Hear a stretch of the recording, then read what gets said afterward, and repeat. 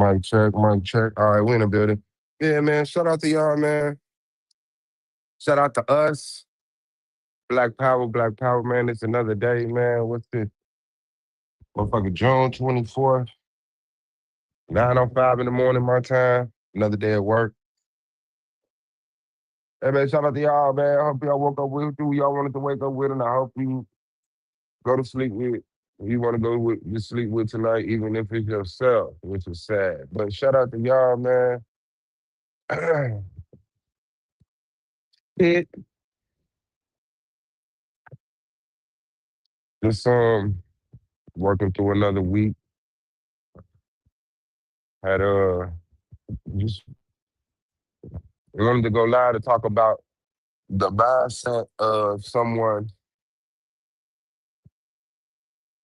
who stayed trying to manipulate people. It was like how some people look at everyone as like pieces on the chessboard. It's like when you stay in this, like shout out to life, shout out to being alive and living, the experience, the-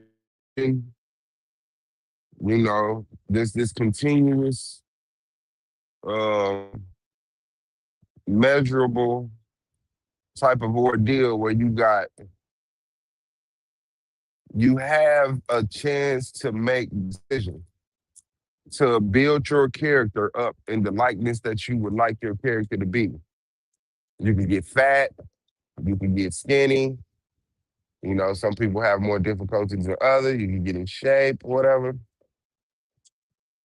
You could be wicked, you could be righteous. You can be known as a liar, you can be known as honest, you can be known as a thief, you can be known as someone with integrity, you know. And I get it. Life is rough. There's a lot more people out here that would rather be manipulative than be straight up with you. Am I still being heard? Can I still be heard? Yeah. So let me make sure I can be heard. Let me go to my YouTube.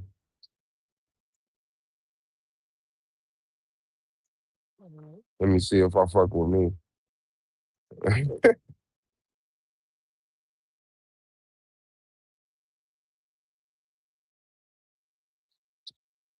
Mic check, mic check.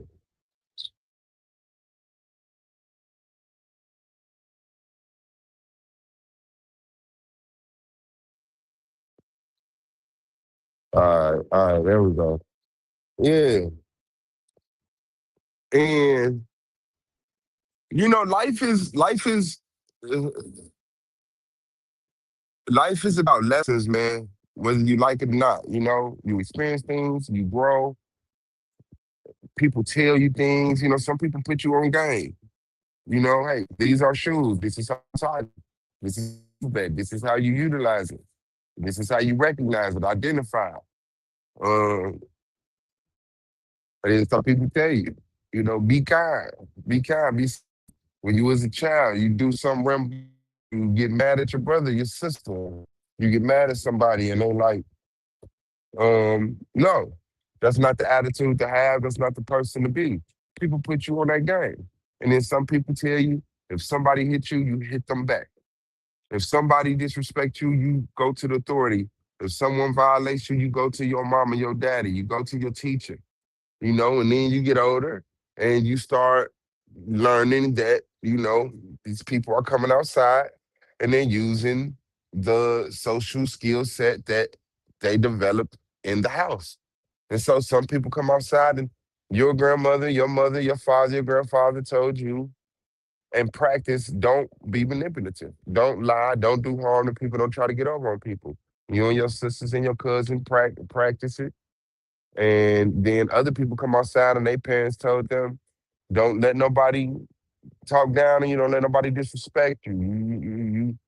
You know, you have to be a ruler of your environment. You have to be a ruler of your space. Don't let people violate your space.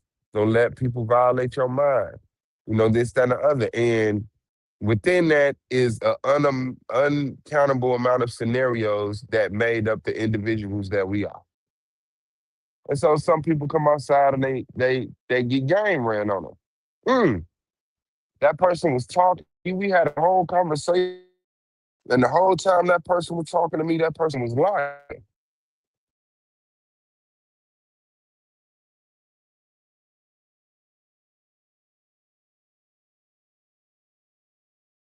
Or do you stick to your game plan? You know, someone gets into a verbal argument with you, y'all disagree, you're going down the fucking hallway of school, you bump each other. He looks at you and mug you and say, nigga, in your mind, you was finna say, excuse me, bro. You know, my bad, Leonard. Excuse me, bro. But when he did that, now you like, man, fuck you too. And then he swings on you. And you like, what the fuck? This nigga punched me. Like it was an accident. I bumped him on accident. I was about to apologize, but he got disrespectful. So I got disrespectful and he took off on me. So now when someone says fuck you or mean mug you, you take off on them. Or do you remain the person that say, yeah, my bad, that was a misunderstanding, bro. Even after they say stuff like fuck you. You know, you learn shit. But some people get locked into this mentality where it's life is chess. People are pawns. Let me see. Hold on. I got a girl in the bag in the building. Who is this? Peace, bro. This Mulatto. How you doing? What's good, mulatto? Same shit. What's good? What's good, God? What's going on? What's going on? Mixed Ain't too power. Mixed much, power. Black power. for All sure. right. You feel me? But Mm-hmm. very briefly, and I'm glad you started off with Black Power because I was listening to what you just said, and this is not a loaded question because I know a lot of times I come up and we debate, but I'm genuinely asking this. When you were speaking about not allowing others to violate your personal space, and I'm paraphrasing, of course. My question is, in your estimation, why doesn't this same exact principle apply to the African American community? Or, in other words, just so I'm not long winded, you're right. Uh, African American man most likely would not allow another African American man to violate his personal space. That's a fact. Matter of fact, we see a lot of violence in our communities because of this. But simultaneously, that same African American man, he's doing nothing about the gentrification of his community, and he's doing nothing about the influx of illegal aliens and other immigrants in his own community. Yeah. I didn't hear a question. Well, the question is, and I'll repeat it. The Why is that question, state? go ahead. What you asking? Why is that the truth? No, the question is, why doesn't this same exact principle of not allowing our personal space to Okay. be It was a violated? question in that. I remember that. Yeah, go ahead.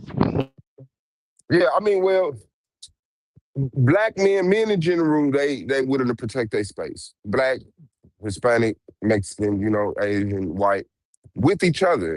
If the more black people come into contact with other races, they get more, social disturbances and they check shit. So it's just, to hyper focus on the black community. I mean, cool, but I don't want that to think like, black people don't check their space when it comes to white people. And of course, this is on the individual level or a, like small group, even some organizations, of course. But yeah, as far as gentrification, it's like because we have this, because we have so many disruptions over simple shit like what we're gonna eat, where we're gonna stay, maintaining a household, maintaining a job. Because we have so many social disturbances doing that, a lot of people don't get to the group mentality, the group actions that could go up against things like gentrification. Like we're not down at City Hall like we are, at work. Like we are dropping our kids off at school, like we are at trying to maintain our everyday family life. And that's simply because I believe we don't have the time. Well, I will tell you from my perspective, um, but also the people that I'm around that I've had this conversation with.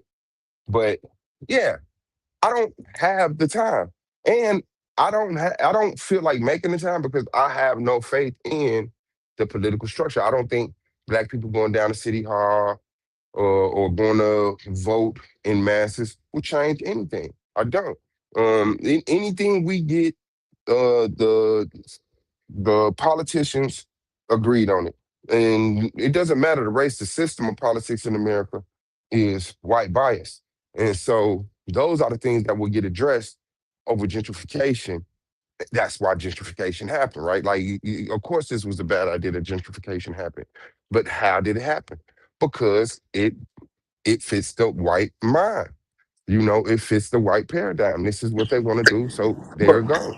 allow me to, because you said a lot. I know I said a lot too, but I want to respond to at least some of what you said. And Mm. I apologize. I'm out in public, so I couldn't take notes. But I'll respond to the last part first.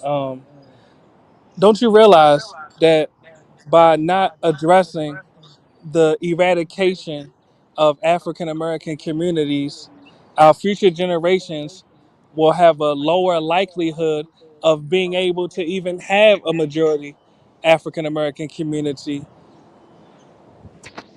Oh yeah, and I'm fine with that. I like because with me, I know that this shit has to be burned down and it's being burned down. I know that it's failing, and it's still only emotion because it's being propped up by the people who are desperate, and black people are very desperate. So a lot of us has said, forget forget the system. Let's forget the fact that the system is designed to keep us at the bottom. Let's just find a more comfortable spot at the bottom. And so those people are willing to say, go vote, invest. Shout out to the professional sports team and wrestling and, be a McDonald's fan and give a fuck about the holidays. So a lot of people are willing to do that. But, But before I'm sorry for cutting and, you my, off, but and I'll say this go last ahead. sentence, but what I know is that it's going to take for us to hit rock bottom. We're gonna have to go back to something parallel almost to slavery, parallel to the early white supremacy, for black people to wake up and say, hey, what the fuck are we doing? So yeah, I don't mind, and I believe that the future generations, and I'm sorry, I know I said that was my last point, but this is, and I know that the future generations won't put up with what we're putting up with. They will have a more militant mind state. They will have a more, definitive mind state. They'll stop being tired of being bullshitted by their elders like we were. Okay, you go ahead. Uh, do you realize that when you say that you're fine with our future generations having less majority African American communities, do you realize that this is a manifestation of a lack of self-preservation instincts on your part? Do you realize that? No, because the my self-preservation instinct tell me to get out. It don't tell me to find, like, we don't have black communities. I don't define us being densely populated in the area. It's our community. No, when other No, people say but how you doing, when other people say it's their community, they own the land, they own the homes, they control the money in the exactly. So community. hear me out. And you notice everything I'm saying is very brief because I'm really trying to have a dialogue. I'm asking a simple question: Hmm. how are African Americans preserving ourselves? Because you claim that you have the instinct of self-preservation. How are you claiming that you have the instinct of self-preservation when you are all right with majority African American communities being eradicated? Because for one, I don't believe we have any African American communities, and I believe only hitting rock bottom is the way that we will start seeing my way of self-preservation, and other people that agree with me that if we really want to self-preserve ourselves, we have to get out of here. Because if we stay here, we're still not self-preserving ourselves. We're just mixing in with white people and being in proximity to them. Our kids start breeding with them, and mixed people start, and eventually there's no more black people. No, but Everyone's mixed. Suave, hear me out. I'm asking a simple question. because I don't want to get caught in the semantics. Do you agree? Because you say that we have no majority African American communities. I'm No, I asking. don't. I don't think we have any African American communities. I think people call it communities when you just rent the houses and you live in the No, no, houses like I people hear you. saying. No, I'm just asking. All right, you say we have no African American communities. I'm gonna ask you a Mhm. simple question: are there communities and cities in the U.S. that are majority African American? Yes or no? Yes, the population. Yes. And I'm glad you acknowledge that. So I'm asking, as far as self-preservation, how are we preserving ourselves when we are allowing the total number of communities that are majority African American to decrease in number? We're not. We're not self pres Well, we're not when you say we're not practicing what? self preservation. Exactly, I agree with you. So that's my point right there. We're not practicing self-preservation. So in order to, Which one? I ain't hear you, brother. What you said? I was talking to somebody else. Go ahead. You mean the long pack? Shit, you can go ahead, brother. I can hear you. Yeah, the point is There's some when you over say here. that you're all right with the total number of majority African American communities decreasing in numbers, that's an indication that you lack the instinct of self-preservation. Because Yeah. I'm gonna ask you, uh, if we allow the total number of majority African American communities to decrease, does that benefit us? In my eyes, yes. And How? like I said, yeah. But like I said, my mentality of self preservation is separation, not integration. So densely populating areas where white people still make the laws is not building communities for us, it's building communities for America. And the system of America is dictated by the white mentality. And so your version of self-preservation, which would be populating these places and keeping immigrants out and stuff like that, like that's just blending in with America, which destroys what we culturally are. So 241. Well, I'm gonna And ask you so another. All right, so go no, ahead, no, bro. because I want you to recognize what I'm saying, right? I hear And you. I'm trying to so respond to what my you're saying. sense of self-preservation is separation, not integration. All And right, well, the less all right. places that we have to act like these are our communities, the more we have to be around each other. So if it dwindles all the way down to two cities, like that'll be awesome to have all black people in two cities, to have all black people in two cities. Okay. Would be beautiful to me because then we could talk face to face offline and say, hey, we could actually see the dire situation we're in. So we don't it doesn't feel like we're in a dire situation right now because we're so scattered and have small collective groups that have the same income level and so they deal with the same problems and so they laugh at the same jokes and they think that everything's okay at times. Yeah, but Although hold we on. all recognize the strife, we all Well, do still complain about systematic white supremacy, unequal proportion of resources, and yeah, economic so I'm instability, and trying, all of I'm that. trying to address some of what you're saying, brother, please. Hmm. Because I want to address what you said about white people making the laws. I'm going to ask you another simple question. All right. In a city where the majority of the city council is African Said American, 234. Uh-huh. in a city where the majority of the city council is African American, and then you have another city where the majority of the city council is not African American, in which city do African Oh, here. Americans? Let me go on the side. Got you. I hear you, brother. Go ahead. Go ahead. Go ahead, bro. Yeah, but brother, I mean, when you speak, like the listeners are missing what I'm saying, respectfully. What I'm saying is, you have one city where the majority of the city council is African American. You have another city where the majority of the city council is not African American. In which city do African Americans have the ability to create laws that benefit them more? In both. In both, but they just have more of a chance to create laws that benefit them and a majority black city That's count. I mean, checkmate. Do you understand my point? So how no. can you say, No, hold on, calm well, down. brother? Let me line it up Uh, for you, just so you can no, no, understand. no. You just did. I understand, but that's not checkmate. And of That course, is checkmate, you got brother. to You understand. literally just said. You literally Okay, just hold on. said. But let me put it All right, on go ahead. I'm scale listening. to you, because there's a cap.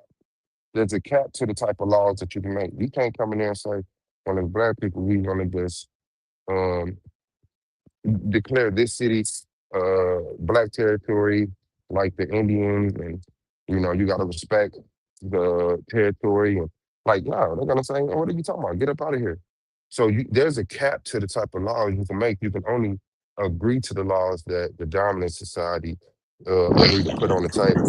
Exactly. So back to the focal point, because you said it benefited So us then we to put the table. allow majority Is African the American cities to decrease in numbers so that they are not majority African American. So I'm asking you, since you already agreed that in majority African American cities, African Americans have more power politically and legislatively, how Mhm. does it benefit African Americans to allow majority African American cities to be eradicated?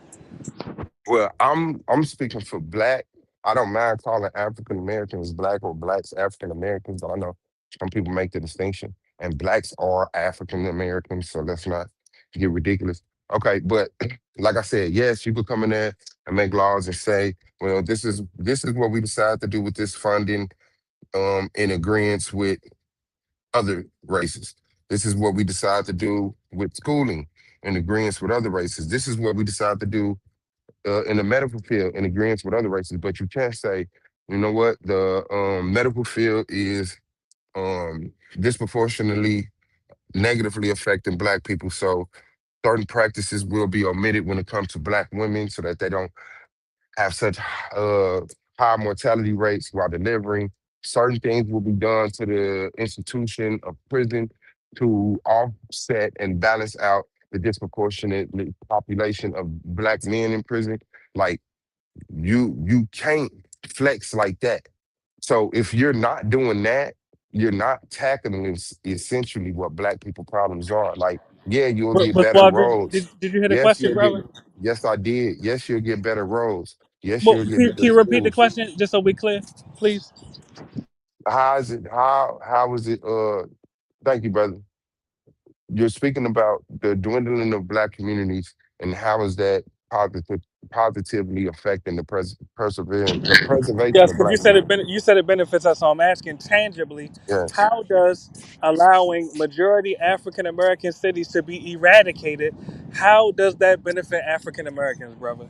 because we'll know exactly who our team is, where we are. Like, we won't be able to go out here and practice this delusion of inclusion.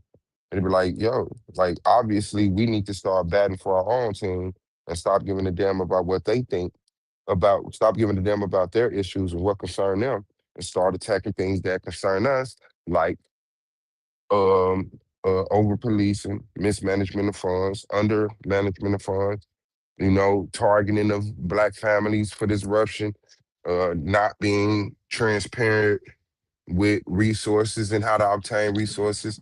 But So I'm asking, bro. No, I hear you. I'm asking, how will we have the power to change any of that if we continuously allow other ethnicities to outnumber us? 150, because they're only outnumbering us because we think we're included in this grand scale of America. We're saying, hey, Mexicans are getting more power in America than us. So what? Why aren't we building our own Oh, nation to did you hear the have the question? power?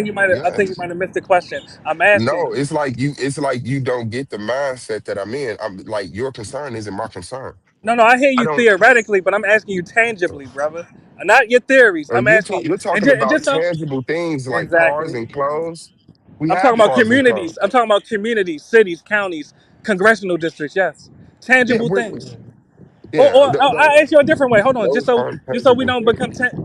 just so we don't become contentious. Give me an example of any other ethnic group that allowed their communities to be eradicated and it benefited them in the long run.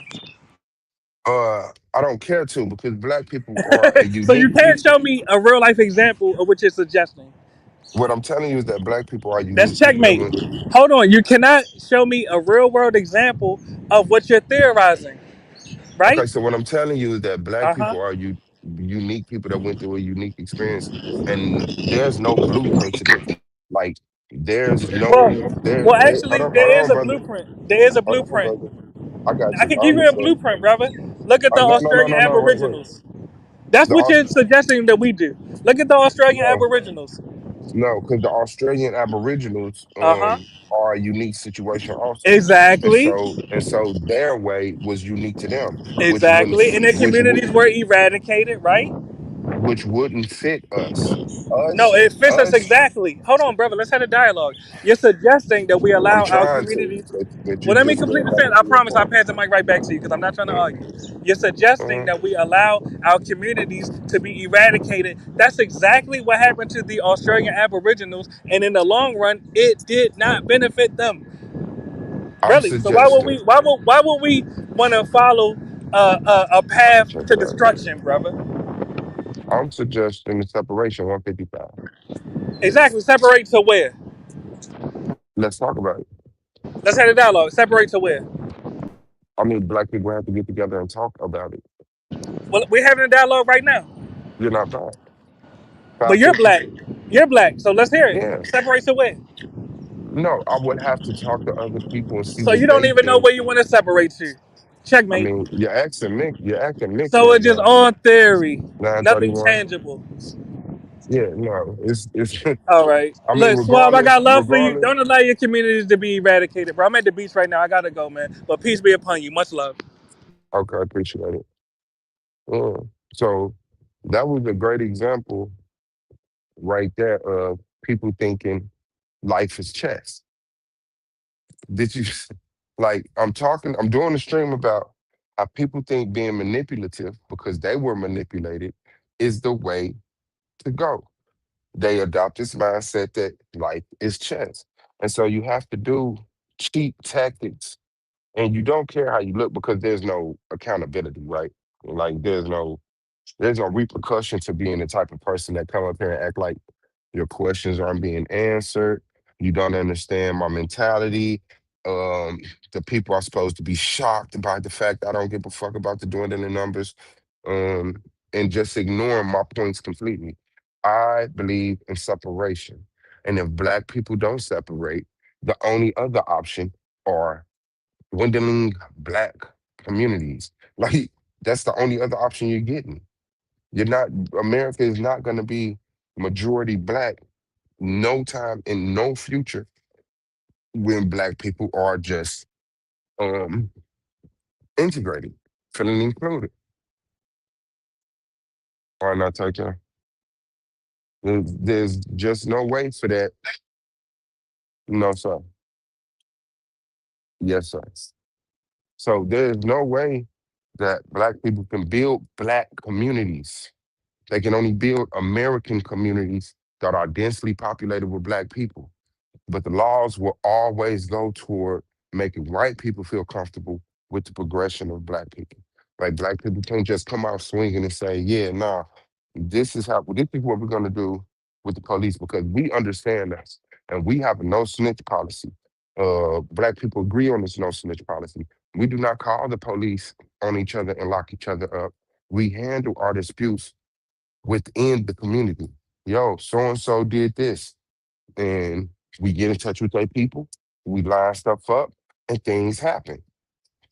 And that's illegal, even though that's the way black people agree to run a community.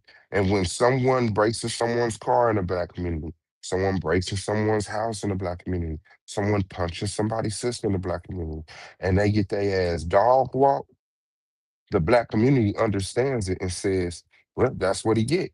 The white community say, no, all of y'all committed a crime. Let's put all of y'all on probation. He broke in the house, but you beat him up. He did this, he hit your sister, but you beat him up. And so they don't look at the way we set laws and as they set laws because they don't have to set laws like that no more. Now, when they didn't have the luxuries that they had, when someone committed a crime, taking them outside and beating their ass was legal. But as they got more luxury, more economically stable, and didn't have to utilize such tactics to keep a social structure, they outlawed it. Why? Because no other community will be able to use those tactics to come up as a community. So now, instead of us trusting in ourselves to become a community, we call another community. We call the police. Hey, send some white people over here. A black person just did something to a black person. And if we handle it ourselves, we also violate other white laws, which will lock us up.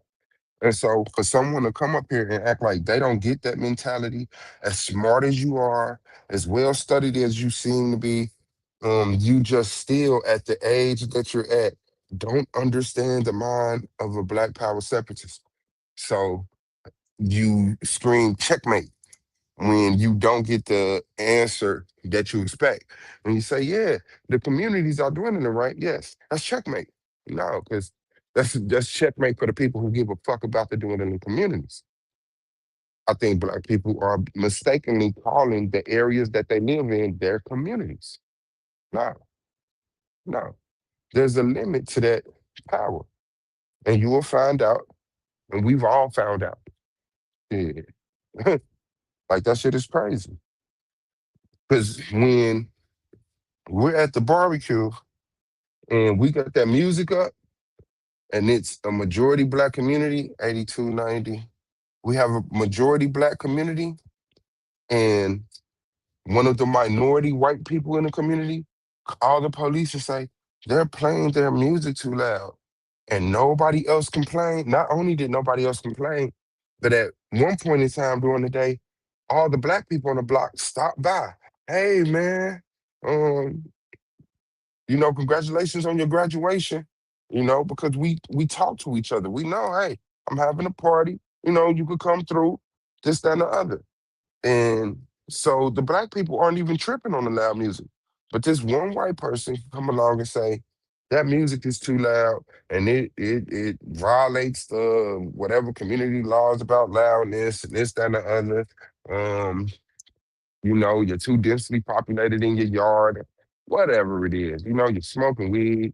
You got one of your cousins over here smoking weed. The majority of y'all don't smoke weed, but you got a couple cousins over here that smoking. Like, no, that's not your community. When one white person can police your whole event, call their other white people, and black people pull up with them and enforce them laws. It'll be a black police officer that pulls up with these white people because this white person called and complained about how y'all celebrate y'all graduation. Yeah. So you're not making black communities. You're just getting a better seat in a white community.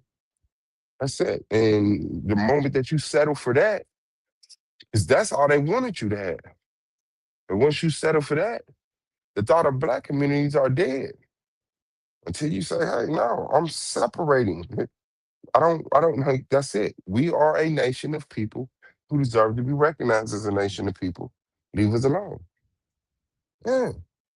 Until that's the mentality of black people, you're gonna have to think life is chess. And you're gonna have to fluff and prop yourself up with fake victories, just calling out checkmate, you know, not being able to lose, gradually losing the ability to maintain a conversation. You're no longer listening. You're not even getting the context of what I'm saying. You're just not getting it, or you're avoiding adapting to the conversation that getting it makes you have to have. Because if you get what I'm saying, then all of this rhetoric, these talking points that you love spewing goes out of the window. And so that's an example of people who think life is chess. Shall I tell you? So yeah, I just want you to know when you do stuff like that, right? And I'm not talking about him personally anymore. I'm just talking about back to the topic. When people think life is chess, then you start appreciating other people who think life is chess. And so those are the people who you agree to let live, right? While attacking the other people that say, yo, life ain't chess. Because you did this to me, I'm not gonna do that to you. See, because you punched me, I'm not gonna punch you. Because you lied on me, I'm not gonna lie on you. And the worst part is a person that think life is chess won't believe you. They're gonna always be paranoid. Nah, this nigga gonna punch me. Because I punched him. So eventually he's gonna punch me. I know he said he's not gonna punch me, but I just know that life is chess and eventually he's gonna punch me. And so you can never ever trust that person. You will never ever trust that person, even though you can. Even though they're the only person that's telling you the truth, because remember, you know you have to lie and manipulate because life is chess. And in chess, you have to lie and manipulate. And so when you agree to play that game, you agree to be on the board with other people that's lying and manipulating you. And so the people that's not lying or manipulating you, you look at them like they lying and manipulating. It's like, wow, that's crazy. You treat the honest people in your life like this. But the people that you know are lying, they get a certain type of respect. They get a certain type of honor. But yeah, that's weak. Because then that ends up your circle. That's why you see these old guys on YouTube. Look at their circle. It's all people that they beefed with at one point in time. There's no genuine day one friends. 161. There's no genuine friends. 161. Everyone that just popped up by, I know what you did. I know what you did. We got away with that you did. Um,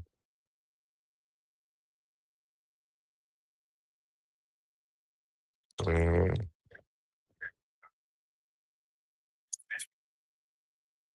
trying to tell you, brother. And so that's the social circle that you end up with.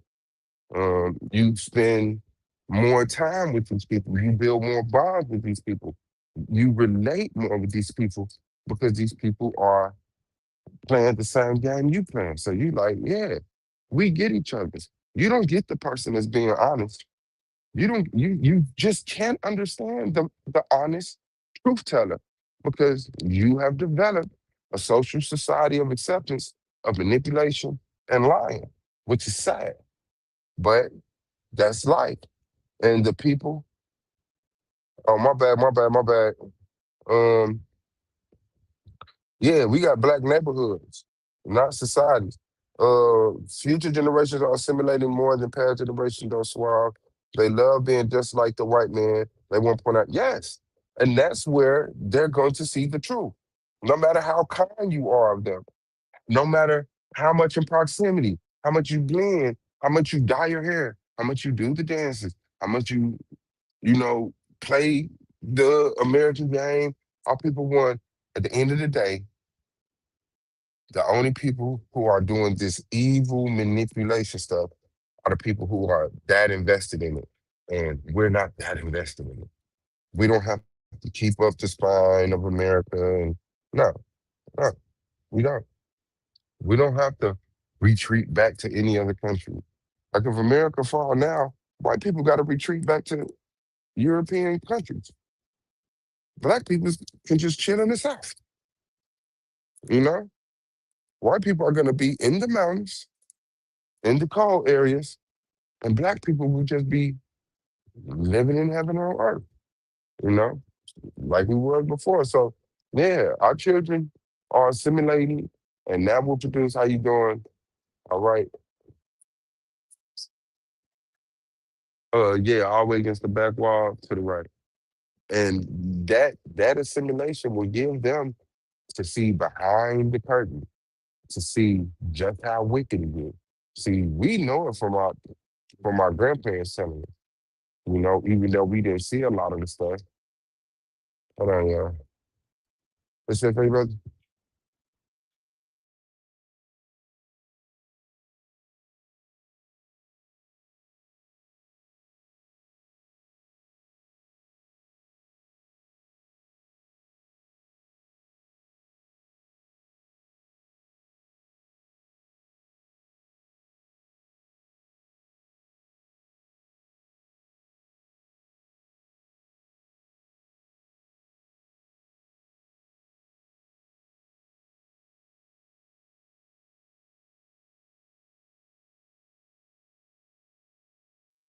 Yeah, that's why it's important for us to recognize what assimilation is and what exclusion does. Take that place and what separation looks like. It's just like, and so 1070. Yeah, and even if we looked at it like that, like these are neighborhoods, but we use the resources from these neighborhoods to establish communities. Cool, 1070 out of 20. But we don't even do that. And then when someone tries to, they get outcasted. They're crazy. They're extreme or violent of some kind. They got to take care of things. Absolutely.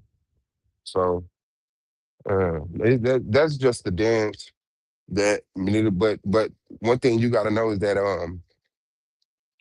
the person that's telling the truth doesn't have to use gal to outsmart you. Yeah, and to outsmart you, you don't have to be manipulative. You just have to be smarter. If you put transmission fluid in your carburetor and I don't, I outsmarted you. That don't mean I set up a scenario to make you look dumb. Like, no, that's outsmarting with gal. But you could, how you doing? You could righteously outsmart someone, and a lot of people get outsmarted in life. You made better decisions, you made smarter decisions. So it's easier for the person that's telling the truth to outsmart the other person because you know the rules of chess. You know they're playing the game. You know they're lying. You know they're being manipulative. You know this conversation they're having with you is not genuine. You know that. They don't know that you know that. And they don't know that you, at the same time, is telling the truth.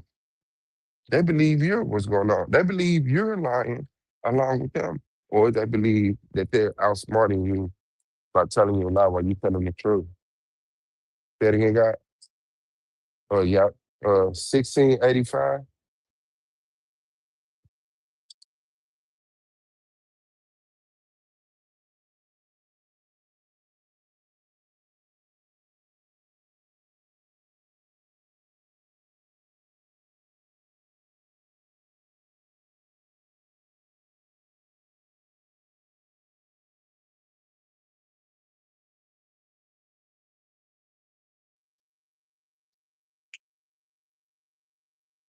That's just the direction that I see things going, man.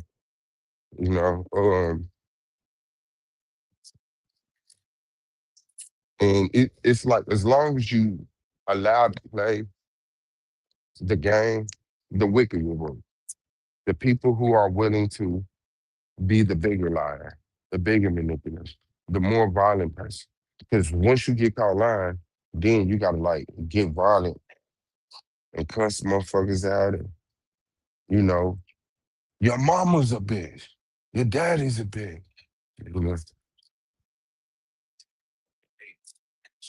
y'all do a 15. I got a 35. All right, what's up, God? So, yes, sir. Yeah. So, yeah, the person that's being manipulative has to enforce that. When someone is brave enough to tell them the truth and be like, "Yo, um, you lied. I lied. Yeah, you lied. Here's the proof, motherfucker. Fuck you." And all of a sudden, somebody else jumped on. One of the goddesses in the building. Shout out to you, sis. Black Peace, power, God. Peace, peace, Black mama. Power. Good hearing your voice, sister. What's going on? I wanted to ask some questions about what you and Mulatto was talking about. Was y'all talking about like do you feel like this separation thing is for like all Black folks, or was he saying? Well, what about the people who don't want to separate? What about those people? Like, what was the conversation? I mean, I guess naturally I would have to include because I recognize all black people want to separate this to different degrees. Some black people just want to separate from the over policing, separate from the jobs that and some people want to go back to Africa. Some people would never. They want to stay here. You ready, sister? that some people Hmm. don't. So I can accept all of that. But the thing is, once one group of black people get the power to vote, uh-huh, they sh- they shouldn't tell the other black people that's 950 bomb, you're on your own now that we got what we want. We're gonna continue to 665. So But how can you have conversations about what I guess if like it I felt like y'all was talking about different groups. yeah, of course, Y'all I, 420. so if you're talking Yeah, about different groups, then so like his points are valid for 1161. his group for the groups that he was talking about, the groups of Yeah. black people he was talking about, and your points are valid for the groups of black people. But if you, I've come to feel like I feel like both groups, I think both objectives and both directions are what's going to be needed because Right now, thank you. like everyone This door isn't says going to be a on monolith. a separation path. Yeah. Yeah, absolutely. And I agree with that. The thing is two caveats to that, right? I accept his side. He don't accept mine. He won't even acknowledge mine. That's why his questions just couldn't adapt to the conversation that I was having. That's why he thought certain things was checkmate Why because couldn't he how just you doing? realize that some people want to be separate? Like, I mean, Yeah, forget about if he thinks it makes sense or it's right or it's valid, right? People get to exactly. choose their neighbors and they want to be separate, right? And Yeah.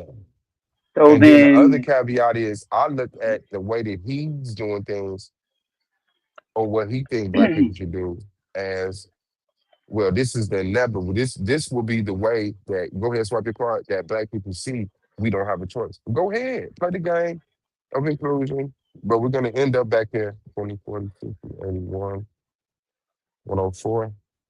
why is this computer not staying on? It can't be dead. Say it again, guys. I Okay, don't appreciate understand it. what's going on. What's going on with this computer?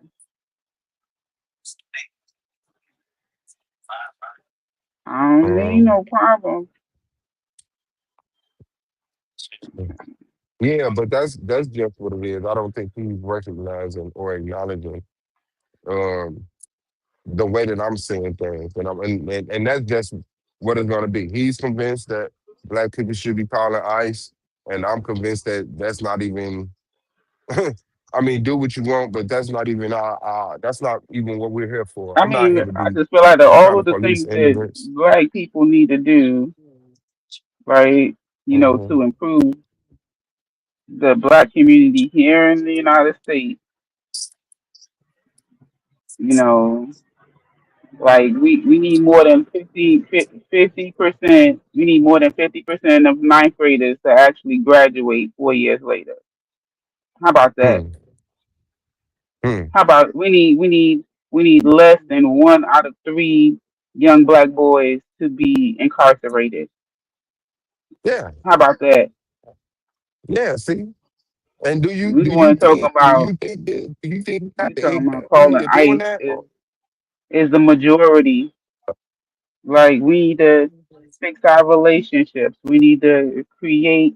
And I'm just talking about the ones who want to be included. We need to create business. We need to get into STEM. We need to, none of that. Immigrants ain't stopping none of that. ICE don't got nothing to do with whether or not we value. I was on the I was on a panel and they was talking about paying $400 for cowboy boots. And Mm-hmm. they last the entire lifespan and they the good quality, right? That ain't got nothing to do with whether or not an immigrant is selling me lemonade on the street corner. They ain't got nothing to do with that. Like, Mm-hmm. but we could be distracted and point the finger at somebody else instead of cleaning house. That's what I'm doing right now. Listen, my house ain't even nasty, but it's definitely dirty. And I got some folks coming over this weekend. I'm having a gathering. When I tell you, you don't even realize how um I'm going to get my floors redone. So we are wearing our shoes in the house. I mean, nobody judging me.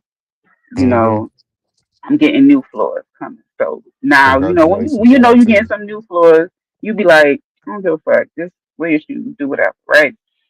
Mm. But my floors was so dirty. I started mopping the floors last night. I'm boiling the mop water, bleach, everything. I'm like, OMG, this what. So I'm saying all that to say, you don't realize how messed up your house is if you are busy doing somebody else's work, working. You Mm-hmm. once you got downtime and you're like, you know what? Let me focus in house, which is what Suave is suggesting, right? Mm-hmm. Then you get to really clean up your own shit before you worrying about somebody else's stuff. That's a fact. But That's a there's fact. some people who Suave that they like, no, but I gotta do da da da da. They are in part of the rat race. There's the inclusion rat race, the assimilation. So I had put in the chat that the youth are very when you was like they not gonna be like us. The youth are the most assimilated. They think the way we talk is racist. Mm-hmm. So Yeah. I don't know if I really agree with you feeling like the youth somehow is gonna be the more militant, stand your ground type of people. No, I Is my disagree. audio still working? Can you hear me? I can hear you. Mic Let check. me Mic. see. Oh, I sound low. Am I I don't breaking? know. I can hear you.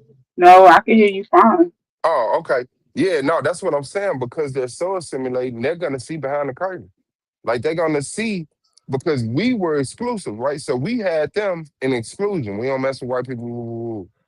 They y'all tripping, y'all racist. I'm going to mess with the white people. And when they come running back saying, man, they are fucked up. We tried. We tried. And mom and dad, you were fucking right. I now see what white supremacy is. It wasn't the everyday smile or the get your dog off my lawn. It's that system that no matter how cool I am with my white friends and how much they genuinely fuck with me, they cannot help when we get down to these arguments about why we're disproportionately locked up, why we have less resources, why our women die more on the hospital bed. They can't help us and they act like it's not true. They're gonna come running back. They're gonna come running back and it's gonna and their kids will have the evidence. See, a lot of us was just going off of what we heard mom, dad say. Well, shout out to technology, the videos and the books and the audio tapes that actually pass down the information. Like, look, this is them with the water hoses. They beat motherfuckers. Why? Because they want to sit at a counter. And now these kids are so detached from that because there's no water hoses, there's no dogs. But that white supremacy is there and you're gonna see it. And I really believe that, yeah, once they cross that line, assimilate and have babies with them and, be cool with them, they're going to see just how fucked up shit is. And they're not So, going to but settle that's what's for that.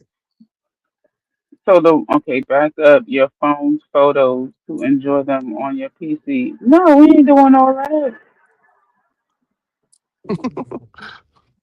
I just started my computer. I'm trying to get into my computer. Okay, it's trying to ask me, do I want to pay $64 for Microsoft Office? Mm, I Well, wasn't do you? planning on it. I mean, you know what I'm saying? Like, let me see. Let me decline it because Hey, Dora. let me And decline. No, I'm not paying this amount of money. excuse Decline, me. decline. I'm sorry, I done got so distracted. But yeah, that's just how I look at it, man. Once they go in there and they see that no matter how much you assimilate, there's still a game being played. You're still, being screwed over.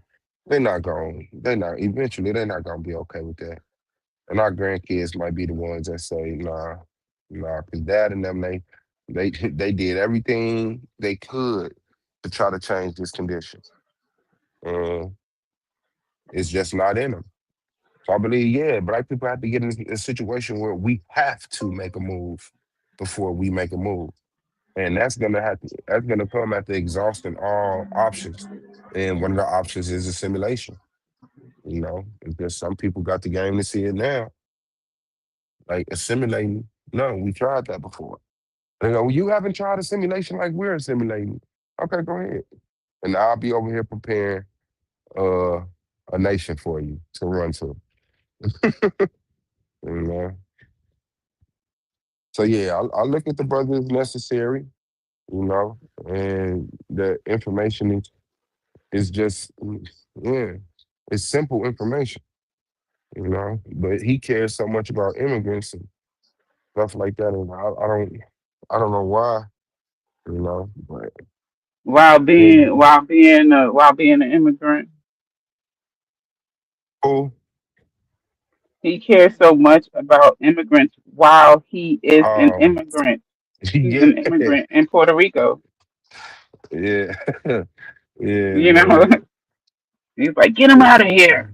While he's in That's somebody else's country, like that's ironically funny, yeah. But the he's mixed. hypocrisy is real. uh Shout out to him. Shout out to him though. Uh, I but mean, like I don't be repping my little one understood. percent of uh, Aboriginal DNA. I mean, I got 1%. You know, am I like, That's what's up. or do you be bigging up your European DNA, Suave? Do you? You said, do I what? Do you big it up? Do you highlight it? Do you emphasize I mean, no, that because you I don't are? know about it. I would. I mean, I don't know about those people. I don't have like my dad.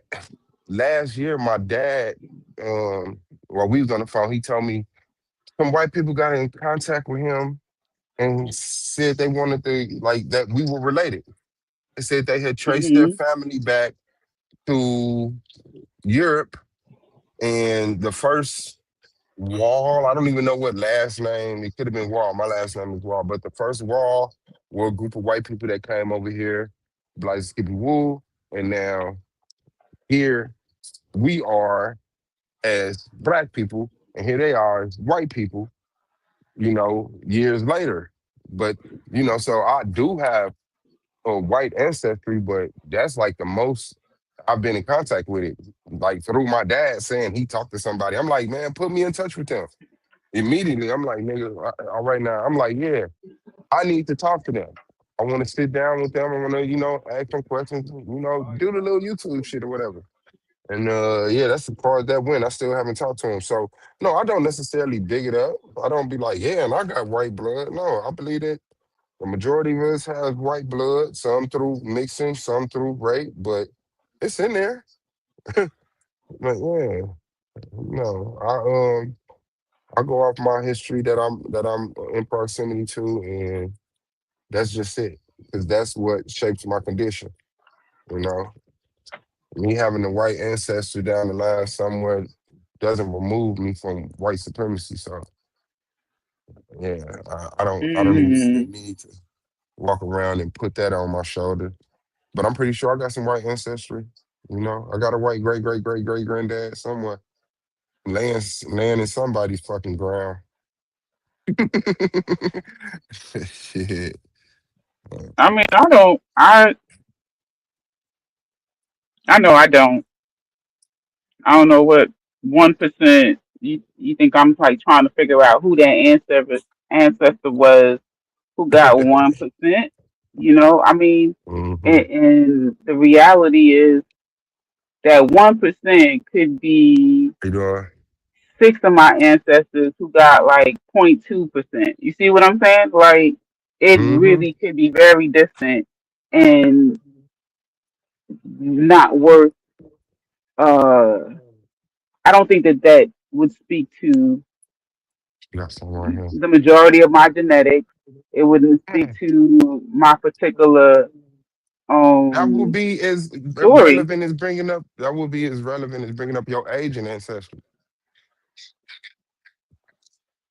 Well, I didn't. Most of mine wasn't native. I mean, Asian. I just have that 1%. Well, I guess indigenous people just Oh came yeah, from no, Asia. that's So it. I got 1% of that, and I got like I Oh, think this 6%, sorry six about percent that. European. Absolutely. That's Yeah, what. I have 6% European. So I could try to figure out that 6% of European um ancestry, and you know that's that's I don't know,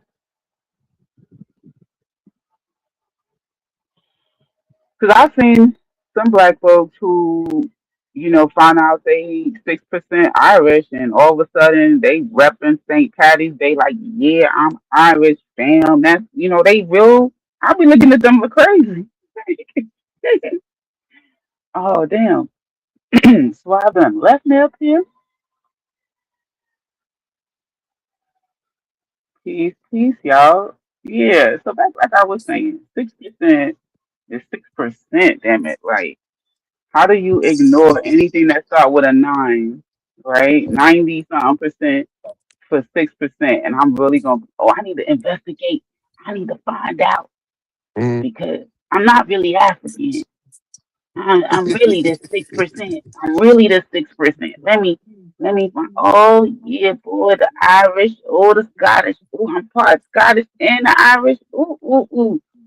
Hmm. I'm really about to get all excited over 2% here and 3% here. Like, But shout out to the people who do because they do all of that work and they find out it wasn't even worth it. So we don't have to speculate.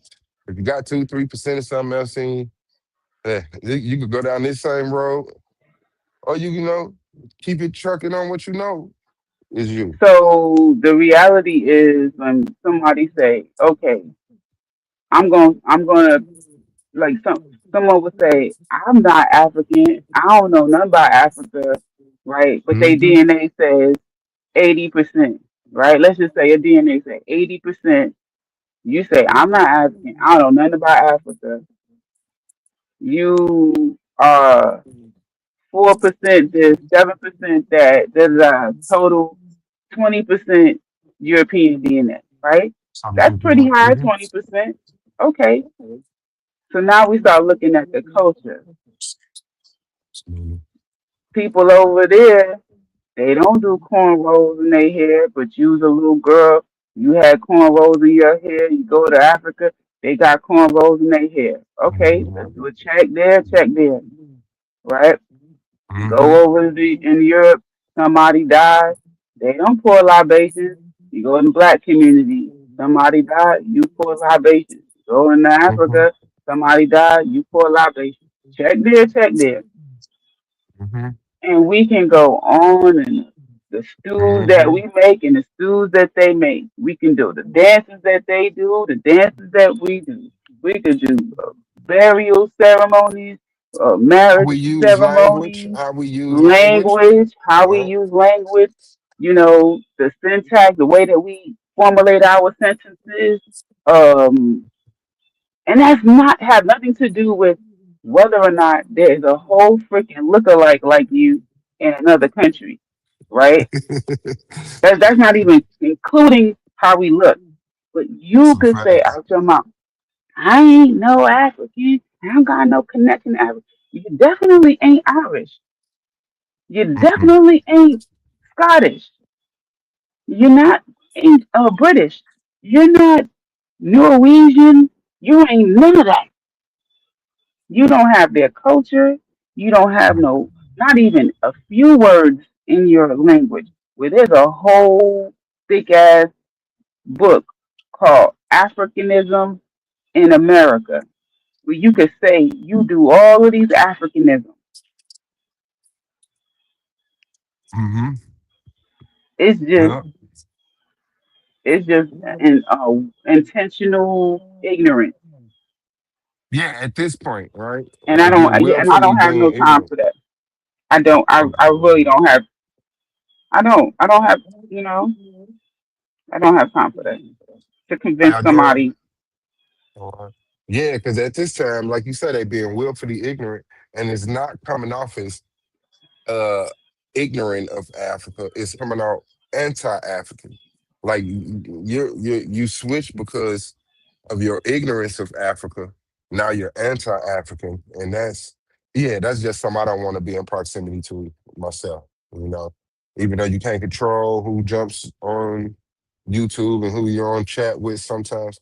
Yeah, I don't have time for people who just looking for a way to minimize Africa. Like even if some people stand on their indigenous roots and say, "Yeah, no, I did my history," or "I had oral history." My people was here when Africans came on slave ship. Cool, cool, but they don't necessarily be like anti-African. Like, and I can understand the frustration of everyone being told, "Oh, you came on slave ships." And some people saying, well, I have family that didn't. And, that's who raised me. Those are the stories and traditions that I was told. That's the culture that I told. How you doing? But it doesn't necessarily become anti-African. You could just have the conversation. So, and then you get to see the relationship that Africans have with indigenous Americans, which, is another healthy conversation we need to have without being without being subjugated to black laws where it's like we have to be ops because we found a difference. Like, no, we don't have to be ops.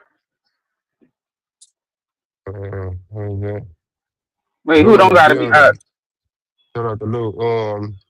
Oh, peace, Black Blue. people, black people, when they come, like Peace, when they y'all. come Peace. together, Africans and indigenous Americans. Peace, what's good, Lou? 893. What's good, Swab? What's good, Melanated, man? Just came to check y'all out, man, to say what's up, man. I haven't spoken to either one of y'all in a while, man. So, You got it, God. Yeah, it's been a Peace. grip. It's been a yeah, grip. What's going on, brother? chilling, man. I Hey, just saw a so, little bit like the conversation you and Mulatto was having. Ironically, named Mulatto proudly, but I think he just like to try absolutely. to challenge the pro-blacks. You know what I mean? I don't really see him doing too much of that on the Yeah, no, anti-black. that's his thing. Yeah, you right. That's his thing. Yeah, I think it was interesting too, like like your side of it, to kind of like abstain from like the political. That's what you was just mainly talking about, right? The political, Mm-hmm. right? Because yeah, because I ain't really big. I mean, I try to keep as polished up as much as I can, Paul. You know what I'm saying on the subject, dealing with politics, but it's like it's really no, what I mean, no Yeah. functional uh, positive way that you can really deal with it. You just got to choose a side or certain, what I mean? Mm-hmm. But I Yeah. was just trying to get back to your like your ideology as far as just abstaining period, because I kind of agree. I tend to agree, like with the nationalism and everything, but it's going to be hard, in my opinion, like the cultural side of it, because you know you want your kids to follow in our, we all want our kids to follow in our footsteps, but it's going to be hard dealing with the cultural aspect because they're not gonna want to abstain on the pop culture side of it. You know what I mean? And Mm-hmm. then they go up in the world that they're gonna be the leaders in eventually. So they try to keep in tune. I mean, which we all did. So that's where I'm at with it. Like, I don't know how we I gonna. mean, the thing is, we all didn't, right? Like you look at people that you was in proximity today, you're not that you were as kids, you're not in proximity today because they made different choices. And so it's like, yeah, the people that how you doing that you in proximity today, like that's who get most of your attention. Like out of sight, out of mind.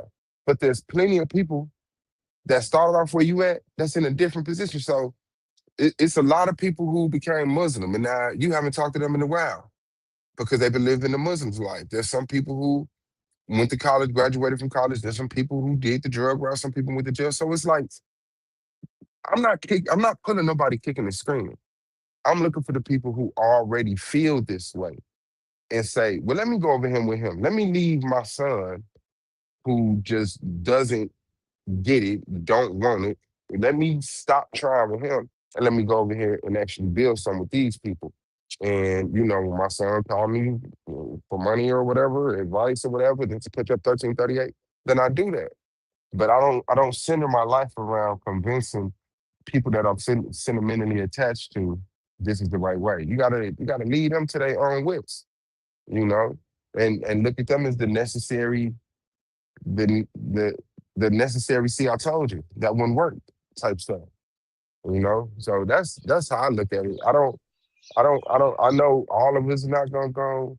I know it's gonna be if I could get shit, I'm not even gonna lie. If I could get 5, 6 families in an apartment building and we could get together and start talking about purchasing land and building homes and stuff like that, that's that's revolutionary. I That's what I'm always talking said about that. right there. Start small. Yeah, I always said 100,000 people never stood up and did nothing. It's always a small group of people in the room that said, let's do this. And then it was more efficient than what other people options was. And so they integrated. Oh, dang, y'all banking system go like this. Y'all actually got homes. Y'all health system go like this. Like stuff made sense. As long as it makes sense, people will come. People will see you doing the work and come. How you doing? You just got to have that filter system where it be like, yeah, you're not a good addition. Yeah, you fine over there, brother. We'll mess with you in this proximity, but man, it's gonna take. It's not.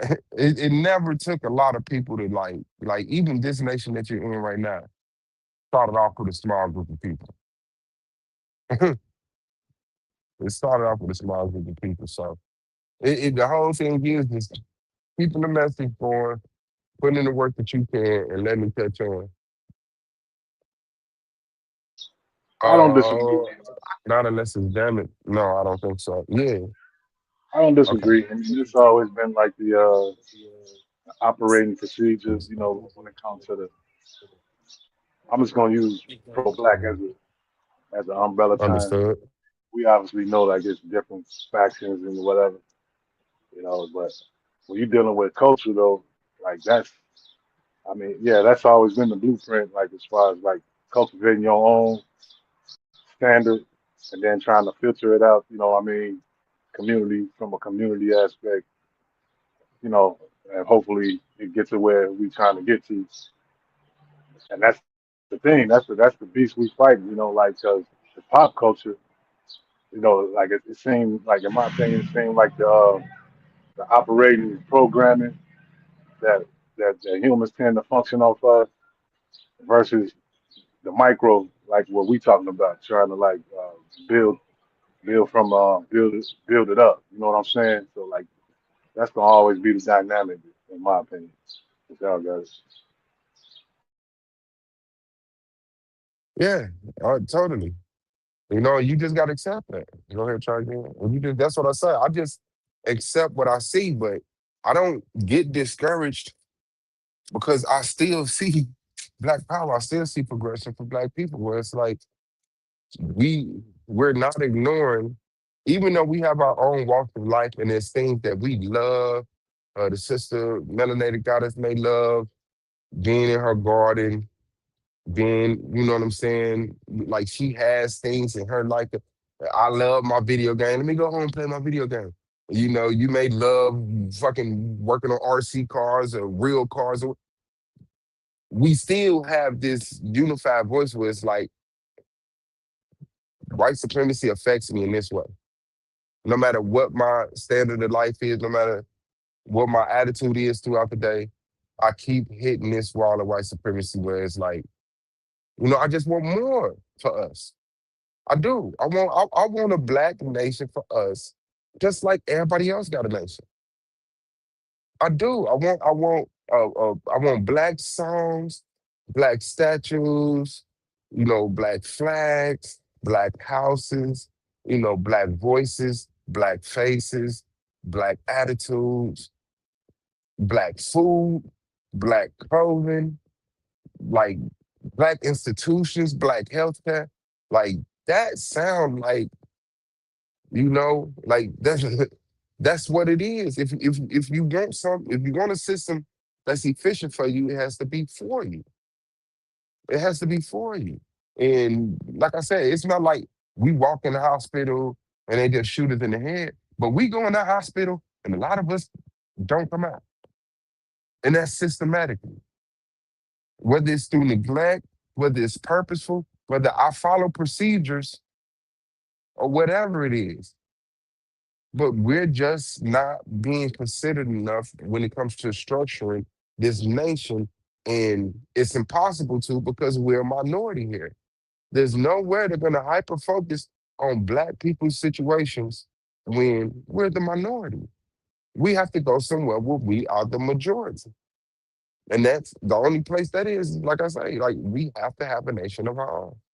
We have to have, we have to concentrate our numbers and identify ourselves as this people that are working to come out of America to formulate a nation. Not make America its enemy, not give up my rights as an American citizen, just evolve, just progress into having a nation of our own. I don't see nothing wrong with that. What happened to black people on this land was crazy. It was crazy. And I don't see a problem with America saying, yeah, like you're gonna always be under the what's going on, God? You're gonna always be under the heel here. So here you go. And I'm not talking about like Liberia. You know what I'm saying? Like, no, I'm not talking about that sister brother relationship. No. Why you giggle about Liberia? Because it's I don't know. I mean, I guess that was a roller coaster of thoughts because it was like, yeah, people were like, they did that already. It's like Liberia. Like, nah, not like Liberia. We're not doing that I again, right?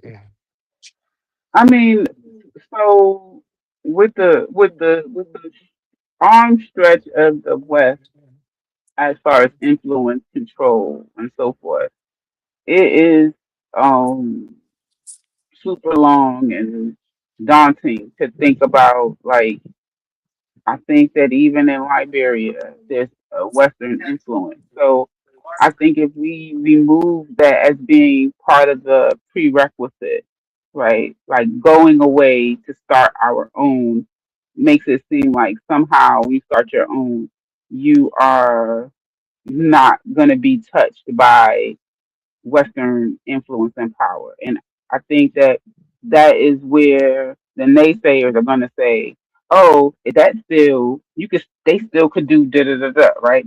So you run into that argument when you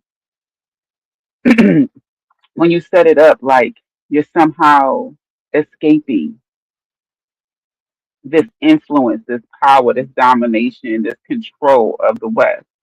I think if you specifically just said this is like a preference of how we choose to live, just like the Amish are under the control of the West, right? But Hmm.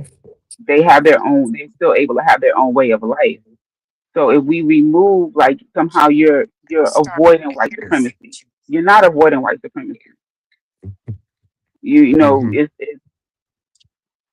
it's um how to not have white supremacy impact your culture. That's that I don't know. I think just finding a different way of the goals for this separation because you're not going to avoid white supremacy,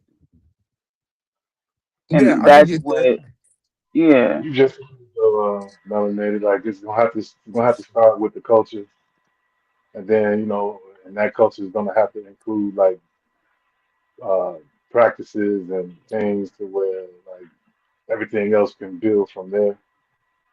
Like economic, Man. spiritual. Military. Huh? Could that be the problem?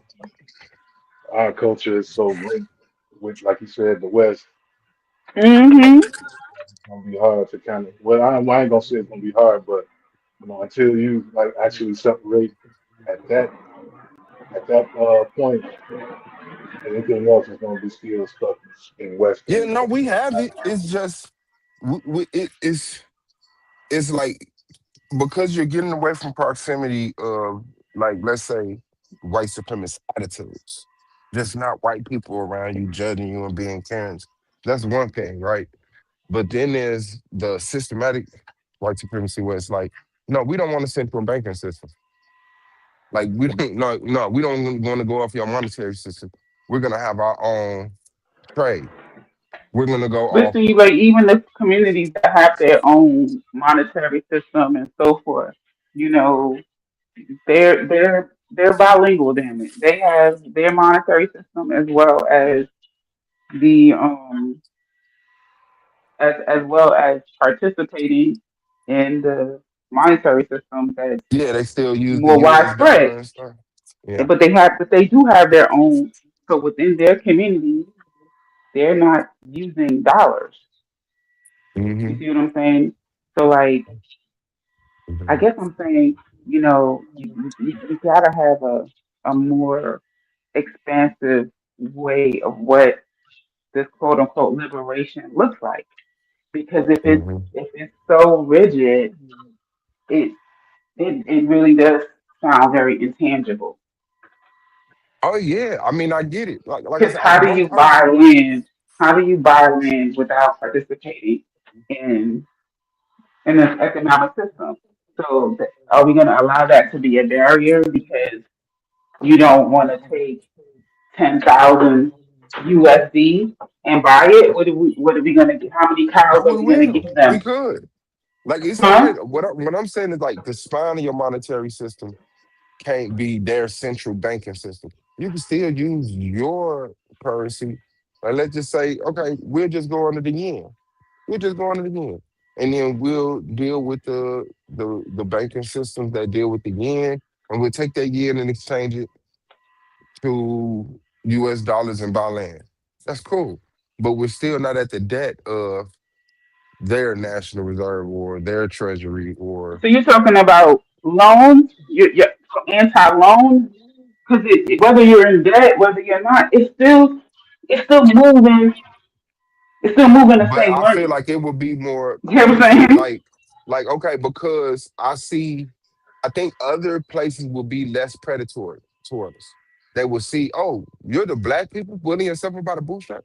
Oh yeah, we're definitely gonna give you a loan, and you can pay it off, in 100 years. And at this, what's the name? Like, it'll No, still no, be a no. better. What I'm so you telling me because in China they're doing their money, they're doing their stuff, and they're doing business with the U.S. They're all charging interest. They got ATM fees just like we got ATM fees. Like they Mhm. are not leaving money on the table while the U.S.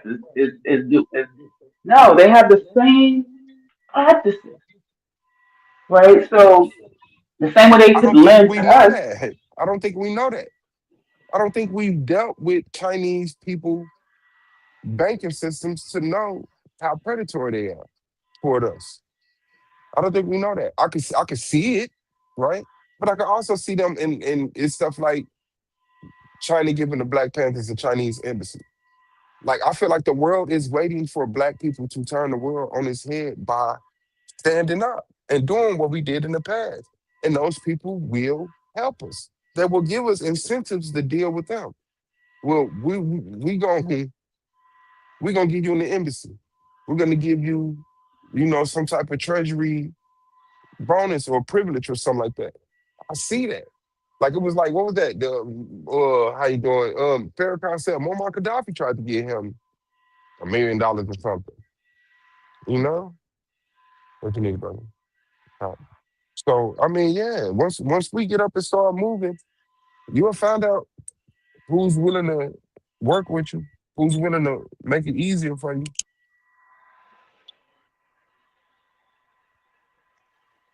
Only Yeah, thing I about mean, China, I don't. Okay, I'm sorry. Go ahead, Evan. I was just gonna say, the only thing about China is they still operating like from one of the cheapest labor labor forces in the world, like in terms of like what the people who's in that labor force make versus what they produce. So they're able to outpace like the rest of the world in that sense. That's why they can still do business over here and still, maintain You do 166. the power. So I don't think the actual people of China is like on board with that. The government, you know, they basically just exploiting the labor force, I'm even which is in how all these empires actually became empires by having a cheap, i.e., slave labor. the. So yeah, unless you're doing it like that, you ain't gonna be able to outpace it. All I see is that's an opportunity for us to have businesses where we don't have to pay as much. Like we can get clothes made, and they already have people that's willing to do it for less. Well, we got those opportunities now. Um, to utilize China's cheap work Ab- labor. ab- Absolutely. I know I was subscribed to He said, an absolutely. I was I was subscribed to an influencer who she got her so she was a influencer of plus size fitness wear, and she would she ain't even plus size no more, but the person would she had like these you know track suit jackets, the pants, the sports Mhm. bras, the like a onesie type workout outfit, like all these different designs, colors, everything. And she was literally working with people over in China, skipping the middleman, working or sending her designs over there. They got a cut. So she would buy um in bulk, so she would pay for everything, and then for her to move it, for her to sell it. Mhm. So, I mean, you know, yeah. I like, mean, I've seen people do, they got shoe working. making people are making shoes over there. They get they send their designs, they get their shoes made. Let's say I want 20 size 10s, 20 size 11s, 20 size 12. Right? They buy 60 shoes and then they move them. Like that happens. They not doing one by one by one. You gotta buy it in bulk. Yeah, that's what I'm saying. Yeah, I've seen that where you order stuff from overseas at a discount. Yeah, but I'm talking about like, I got a sweatshop. Hey, I Well, guess you pretty much got a sweatshop. If they sitting there you got a working for you, virtual sweatshop. you pretty much gotta you pretty like because you don't know the conditions of what's happening What's over good, there. that? You just know this stuff is getting made. I All guess you my know is this stuff is getting made. You don't know how it's getting made. You don't know. You just like, Lord, I hope it ain't no 3-year old getting whooped. You know what I'm saying? In another country that you contributing to that. 832. But I, listen, we contributing to it with our cell phones because they got Uh-huh. little kids working in the mines in Africa to get that cobalt. So the sweatshops and shopping. You know what I'm saying? Like it's really happening. Shit with all that gold dollar. How you doing? All I right. guess my Yeah, question would be, I get that. I guess Bro, the my car question don't would go be, outside, brother. The car can't go outside, my brother. It has a pole on it. I know, I see you. so Suave, Yeah. I guess my question would be because I agree, like it's going to start from the culture, but like my question would be, how do we keep the culture from being contaminated by outside necessity economically? Because if we look back, like, because we all know how the gangs, they started, off as like, All right, man. like a protection force for the community and everything else, which is a good idea, but it got Mm-hmm. corrupt, it got contaminated through How you doing? necessity for All right. economics. Like Okay. you know, and like, and I see time and time again that like What that happened? always becomes the issue. Like as far as like on all everything we build from the ground, it always get attacked through through economics and shit. Even COINTELPRO, they send in these people, you know, pay people, to be undercover or whatever. Yeah. So like Well, that's an issue that's gonna, especially if it start booming, it's something that's, really promising. yeah, no, I get that. But the good thing is we now know that those tactics are being used.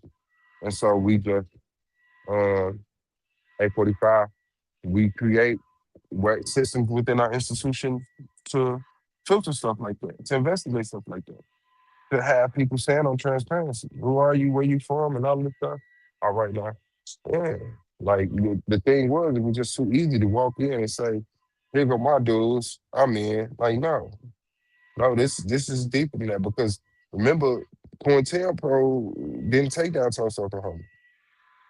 You see the means that Tulsa, Oklahoma had to be taken down by that. Like Yeah, that wasn't infiltrated, you know.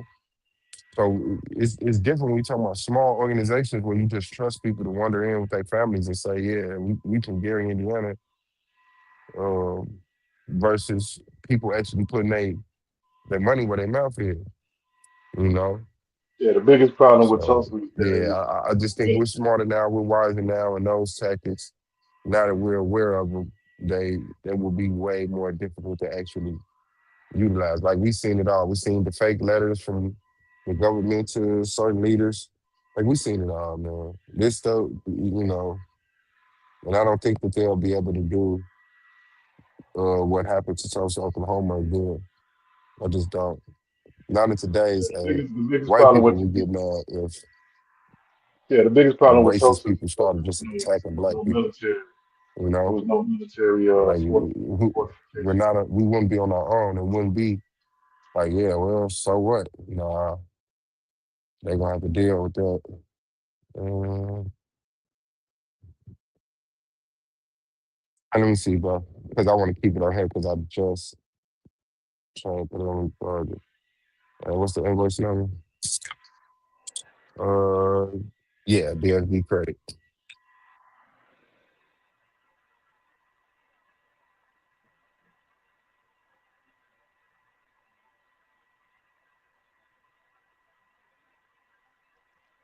Anyway, though, it's always good chopping it up with you, Suave. I'm gonna go and get up out of here, though, man. But I appreciate having me up here, dog. Keep doing your thing, man. All right, easy.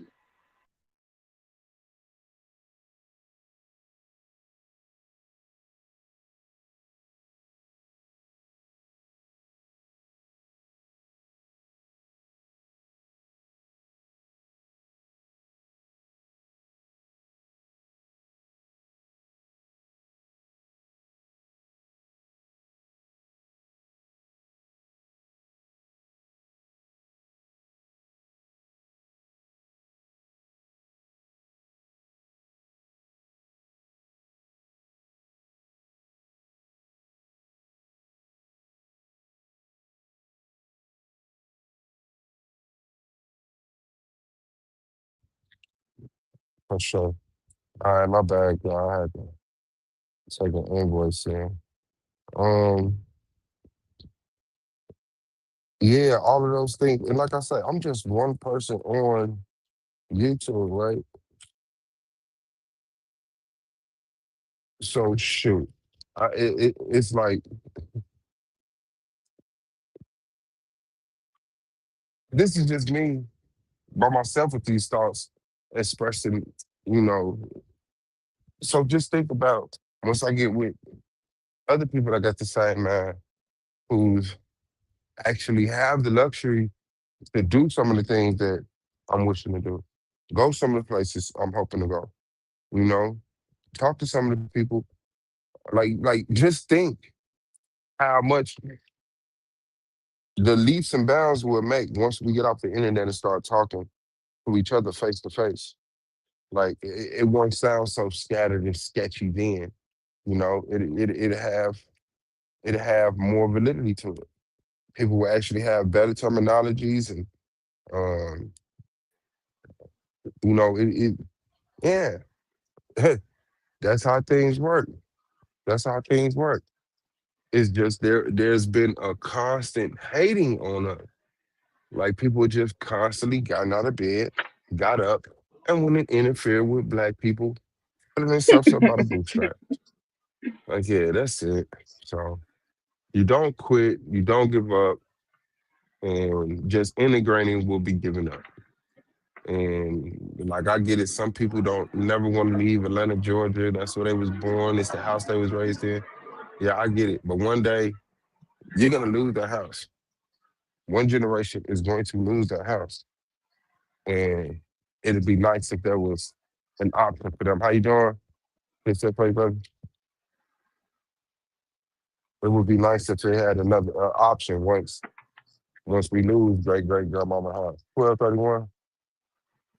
That's just where I'm at with it. Somebody's gonna sell that house. Somebody's gonna get behind on taxes on that house. Something, you know. Flip it on It one is phone. it is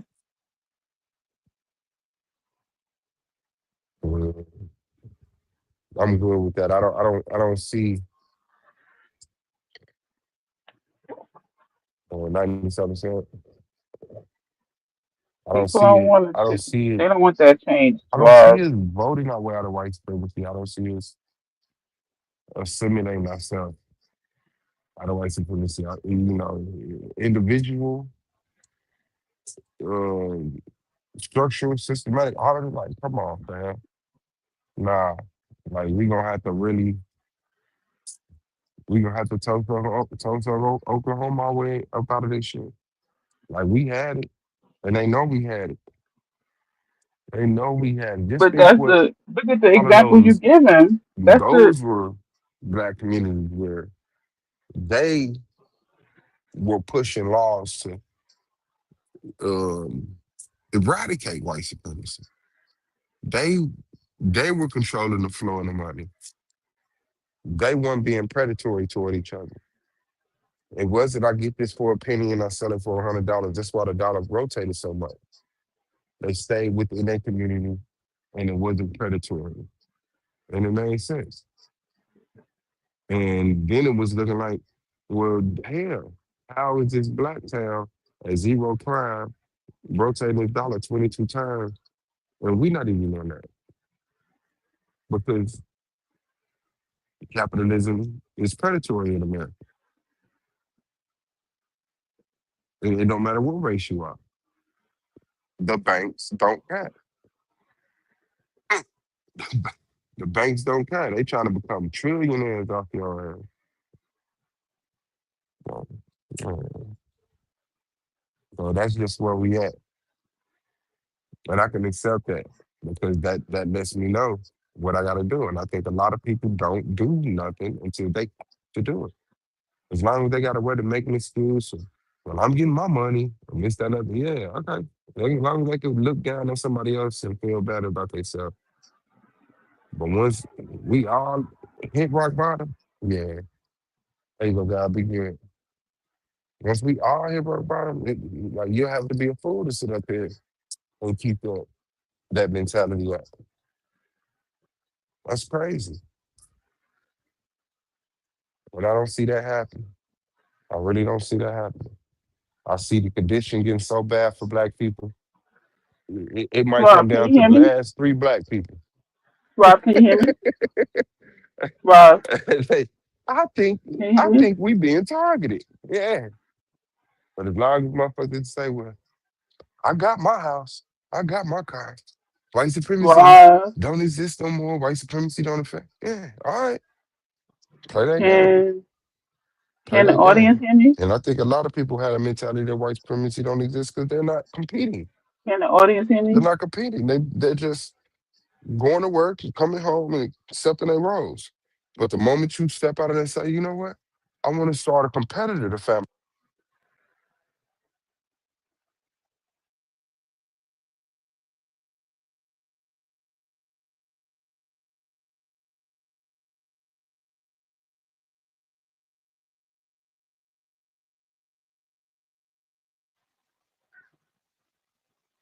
Suave. Swap, swap, swap.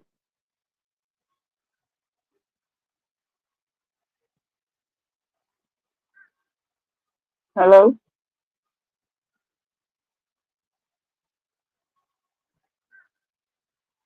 I don't hear nothing.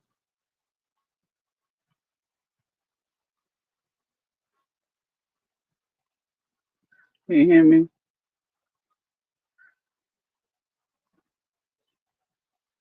Let me.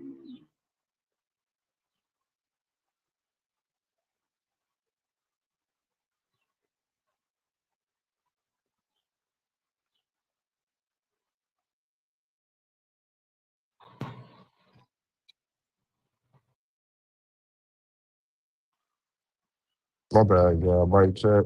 I think I'm still in there. Can you hear me, Swab? No, I can't hear you. Hold on. I think it's me. Let me You leave can't out, hear. come How back. you? How you saying? So can y'all hear me in the audience? He muted. Can you hear me, Lou? Put in the chat if you can hear me, because I might have to leave and Okay, come I can back hear too. you now. Oh, you can hear me. Okay. I was like, I got what a in the phone call. world? No, I had got a phone call. Yep. I'm over here using Chat GPT to do my homework assignment.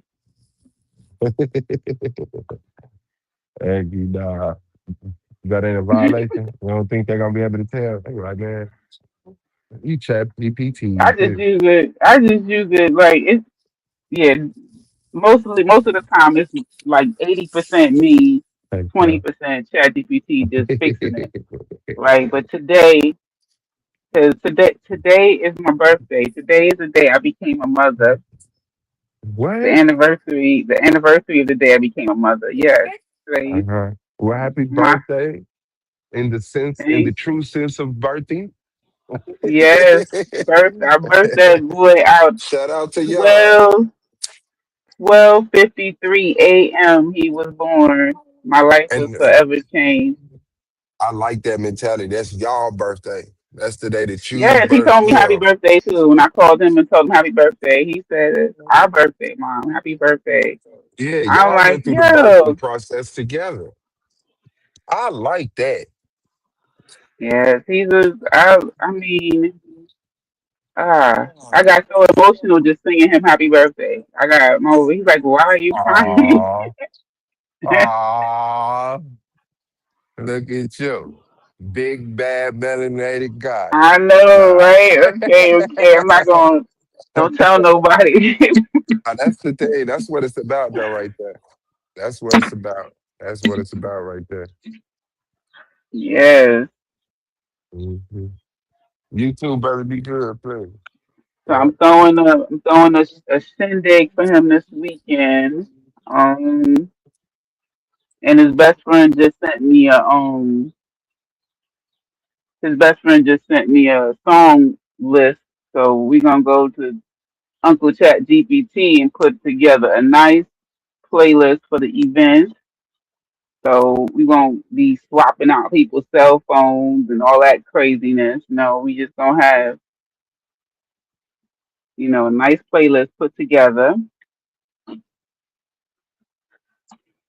And yeah, Father's at work. So when he goes on mute, no, he handling Oh, that yeah, I'm just getting to work, though. that Yeah, I'm back. My business. bad. Thank you, Yeah, sir. Lou.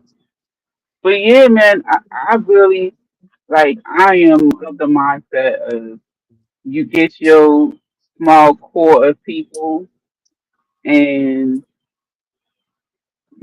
you will have to build it and show and see who wants to either do something similar, and we just have these small pocket communities. Mm-hmm. But to be talking about, yeah, we're gonna liberate, we're gonna get a black country. We can't get a black neighborhood. You know what I'm saying? I mean, well, no. So one part of the conversation you were having with Mulatto, I say we have black neighborhoods, we don't have black communities. Yeah. He kept calling it the black community, the black community. No, we have black neighborhoods. We Mm. reside in close proximity, but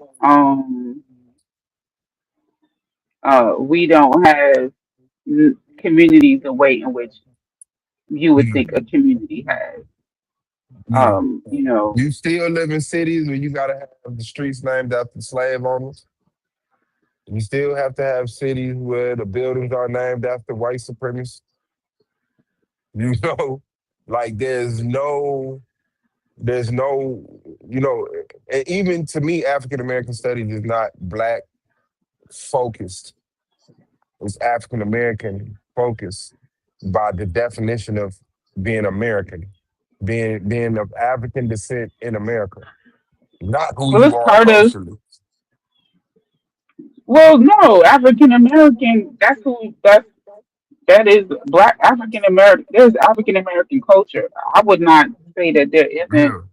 African American culture because when you go to, that's like saying there's no Afro Brazilian culture. Afro Brazilian culture is different than just Brazilian culture. So African American culture is What's very going on, different brother? than saying American culture.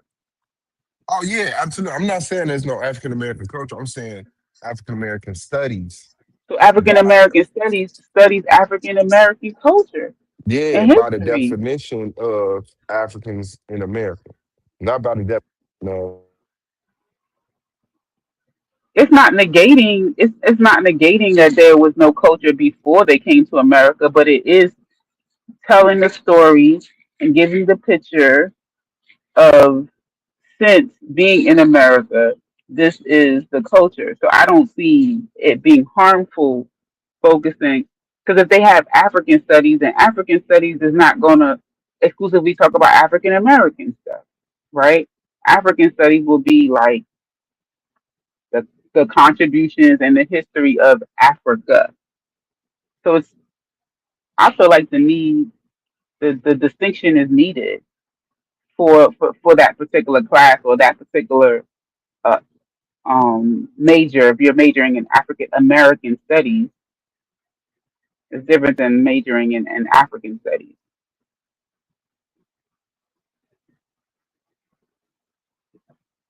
Okay, Suave is not on mute, but I can't hear nothing.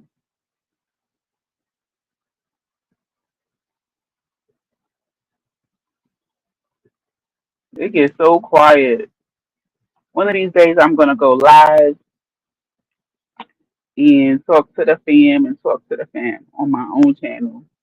That's how you know Melanated is really stepped out of her comfort zone. Okay, I'm trying to do this prompt so we can get Uncle Chad.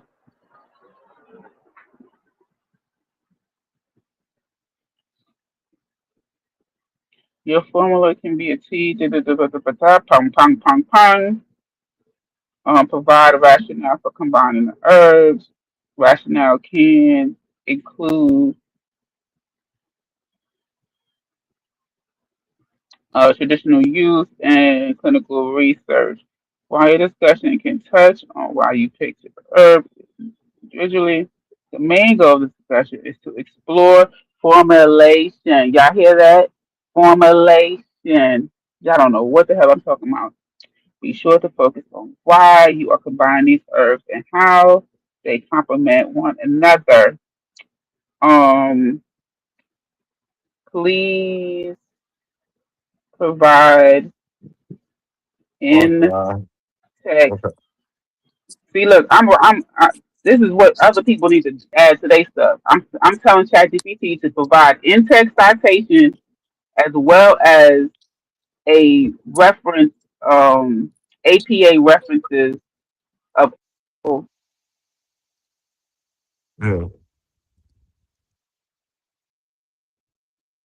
Oh, snatched up. Yeah, man. But that's what it does. So yeah, man, beware of people, who think life is chess. And to people who think life is chess, life is not chess. Chess is chess. And you're only setting yourself up, man. You're only setting yourself up. Your whole circle is gonna be full of chess players.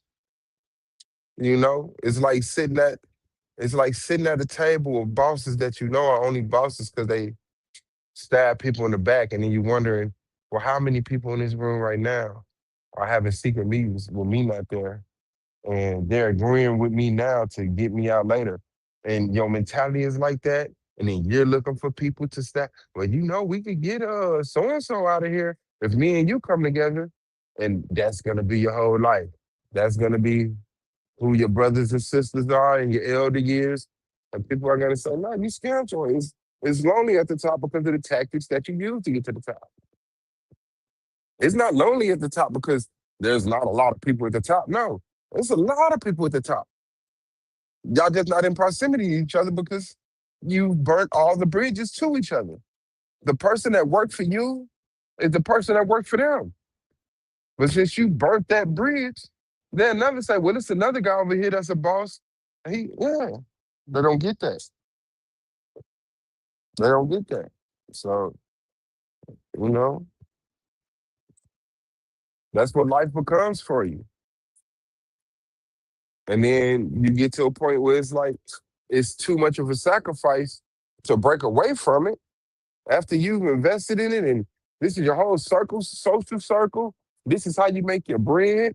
This is how, this is why your family respects you. And then you turn around and you think you're going to disconnect from that in your 40s and your 50s and have to start over and figure it out another way? No, which is not impossible. You will, but you're just going to have to lose a chunk of stuff that you set up for yourself. You know? hmm Are you going to forever be miserable in your own corner, swearing the only reason you are is because people ain't shit? Nah, nah, no. That's not the reason why you're alone.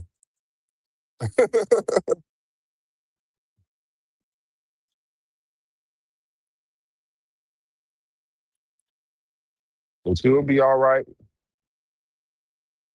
I'll be all right. We'll be all right. But you cannot sit up here and act like everyone's a pawn and you're outwitting everybody and no one knows. Like, yeah, people know. People know. Sorry, but people know. People definitely see. And you're gonna try to blame them. You're gonna try to post justify what you're doing on them, which is crazy. Shabo in the building, shout out to Hood. Lady 71 Hood Therapy. Shabo. Peace, and thanks for having me back up. I was listening because I never want to mischaracterize your stance. But one Mhm. thing I heard you mention Liberia, but really, when you speak about separation and Black Americans, African Americans separating from the whites, do you support or endorse African Americans moving to various different African nations? Whatever they decide to do. As Black people are not a monolith, and I would like to use all of our voices to get what all of us want. So the people who want to stay in America, all the way to the people who want to move to Africa, all of them should still be unified in giving Black people what they want. So once you get your I agree house with in you. Kentucky, once you get your house in Kentucky, don't think the battle is over. The battle's not over until we get our village in Africa, and then it's But like, that's the okay, we're thing. fine. My bad. Go ahead. No, that was it. In my estimation, the African Americans that are serious about separating, they have already left the U.S. and moved to Africa, the Caribbean. I even encountered. I was just in the Philippines. Matter of fact, I just had a. I got a Filipino baby that was just born. Shout out to me. Happy Father's Day to me. But I've even encountered African Congratulations. Americans, appreciate you, communities, not just in the Philippines, but also Vietnam. So, in the States, I hear a lot of African Americans talking about, when I say this, I'm not trying to sneak diss you, I promise. But I hear a lot of African Americans talking about separation from the whites. And, a lot of the African Americans in the US that say that they don't even live in majority African American communities in the States. Additionally, as I was talking to you about earlier, a lot of the African Americans that speak about separating from the white man that live in the U.S., they not doing anything to preserve the African American communities that exist that are being flooded by immigrants from all around the world. And I say this in closing because I know I said a lot. Shout out to Melanated Goddess. And when I say this, she knows I'm not trying to sneak diss her at all. But when I say this, everything I'm saying is truthful. Now, she, being of Jamaican descent to a degree, to her own self preservation, she has to convince African Americans that immigrants coming to the U.S. in large numbers doesn't contribute to the eradication of African American communities. She has to gaslight us into believing this. But the truth is, we all know, if we went to Jamaica and asked the Jamaican, hey, would you want Haitians to outnumber Jamaicans in Jamaica? They will all say, hell no. Because they have an instinct of self preservation that unfortunately most African Americans lack. Really. And I know I said a lot, but I'm listening if you want to respond. Yeah, no, because I think African American and African Caribbean, the Afro Caribbean people, um, like we substantially need each other. So I don't look at us being in proximity to each other, whether it's us moving over there and still being a minority, or they moving over here and becoming the majority in certain neighborhoods. I don't look at that as anything bad because that can only be good for us to get in proximity with each other. It just lead to a stronger people. And I see melanated here. Is it? Let her. I want her to speak first because I really want to ask her a question. And peace to you, sis, and happy birthday, seriously. Peace. Thank you. I literally just came back. I received a phone call, so I didn't even hear what you guys were building on. So, um, Well, allow me to ask you this. It'll be brief. All right. And when I say this, I'm not sneak dissing you. I promise. I know that you are of Jamaican descent. I know that. I mean, I think you were born in the U.S., but I know that you are of Jamaican descent. In Jamaica, do you think that the average Jamaican will want Haitians to outnumber Jamaicans in Jamaica? I don't think I'm gonna answer the question the way I want to. I don't think nobody would want that. And I I appreciate don't your think. I don't honesty. think. I don't think in. I don't think in. Iran. They would want Pakistanis or Palestinians to outnumber them in Exactly. Iran, So right? really, So this is whether the people go are the ahead. same, if they're whether they come from the same ethnic group, you know, because everyone has a Western mind, and we really hold hard on these borders that we didn't even set for ourselves. Unfortunately, people nationalism means a whole lot to people in these current Exactly. times. And I want to say this before my phone dies. And when I plug it in, I'll come right back up. But I have to say this. And I appreciate your honesty, Melanated Goddess. And this is the exact reason, the precise reason that many African Americans, particularly FBA and ADOS, are anti immigration. We're already a minority in our own house. We don't want to be further outnumbered. It's just a issue of self preservation, literally.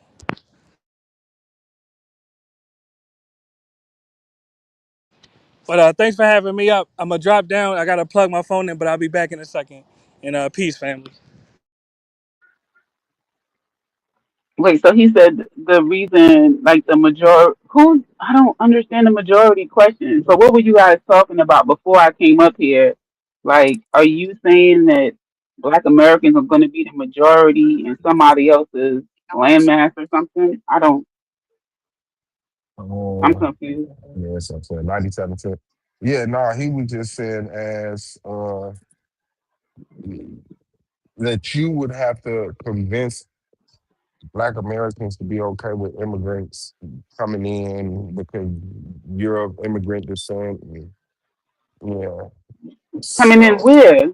Into a country that's not Black American country? They yeah. already like. Why do we have to convince somebody to do something that's been done from time immemorial? I don't understand. So that's what I was missing. I missed how y'all got there because you have to convince African Americans to be okay with immigrants coming to the United States of America. Mhm. Yeah. Yeah. That's not what he was saying. Because African Americans are okay with immigrants. Like they ain't never stopped it, and nobody never stopped it. It's always been immigrants coming. It's just different immigrants in different ways, but it's always been immigrants coming to this country. This country, the people that came here and created the country because they were indigenous people already here. But the people that came here, which would be immigrants, they founded a country. So the country was built from immigrants. I'm trying to follow Yeah. that. I don't. Bob, you was up here with the brother. What was he saying? That's what he was saying. I mean, you know how redundant his speech is. That's just what it was.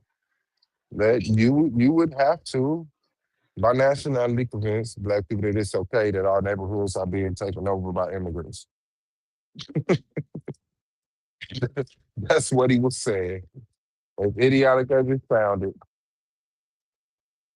that was his point.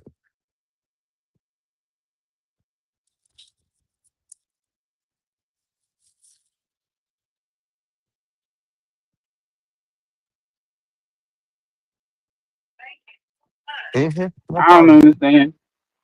Yeah. I can't. Yeah. I need him to come back and explain his. So nobody. America is not a black country.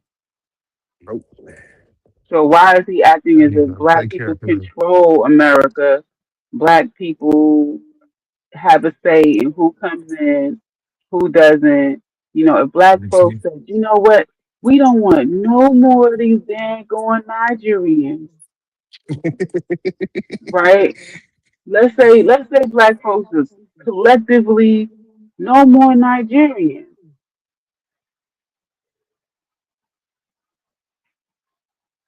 How Yeah, can we no, do we have power to make no more Nigerians? I don't understand. no. That's just not gonna be there. And I guess he's saying in proximity of neighborhoods. So I'm guessing that's what he's saying, as far as controlling the neighborhood, not particularly the whole country, but either way it go, no. No, sorry.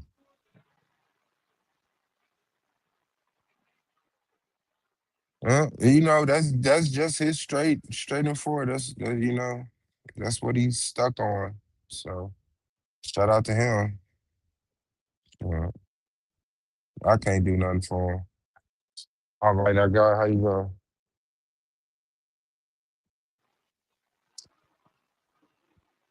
Wow, give me what's the name of a R&B artist? Music Soul Like one Child. of them. Who? Music Soul Child.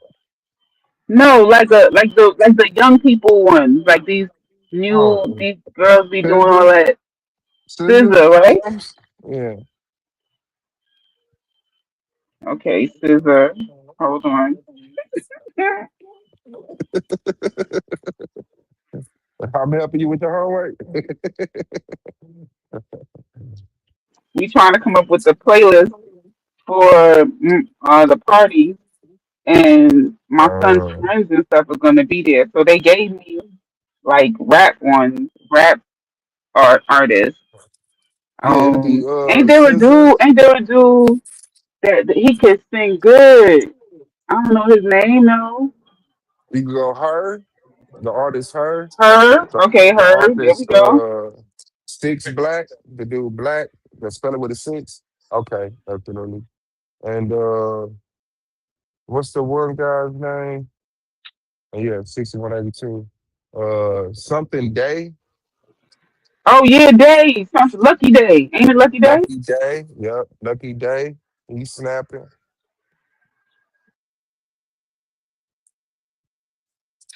Hey, okay, we did. We all right.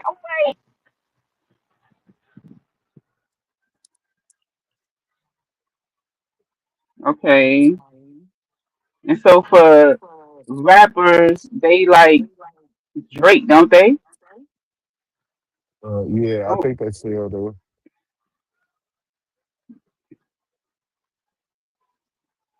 Drake. Yes, sir.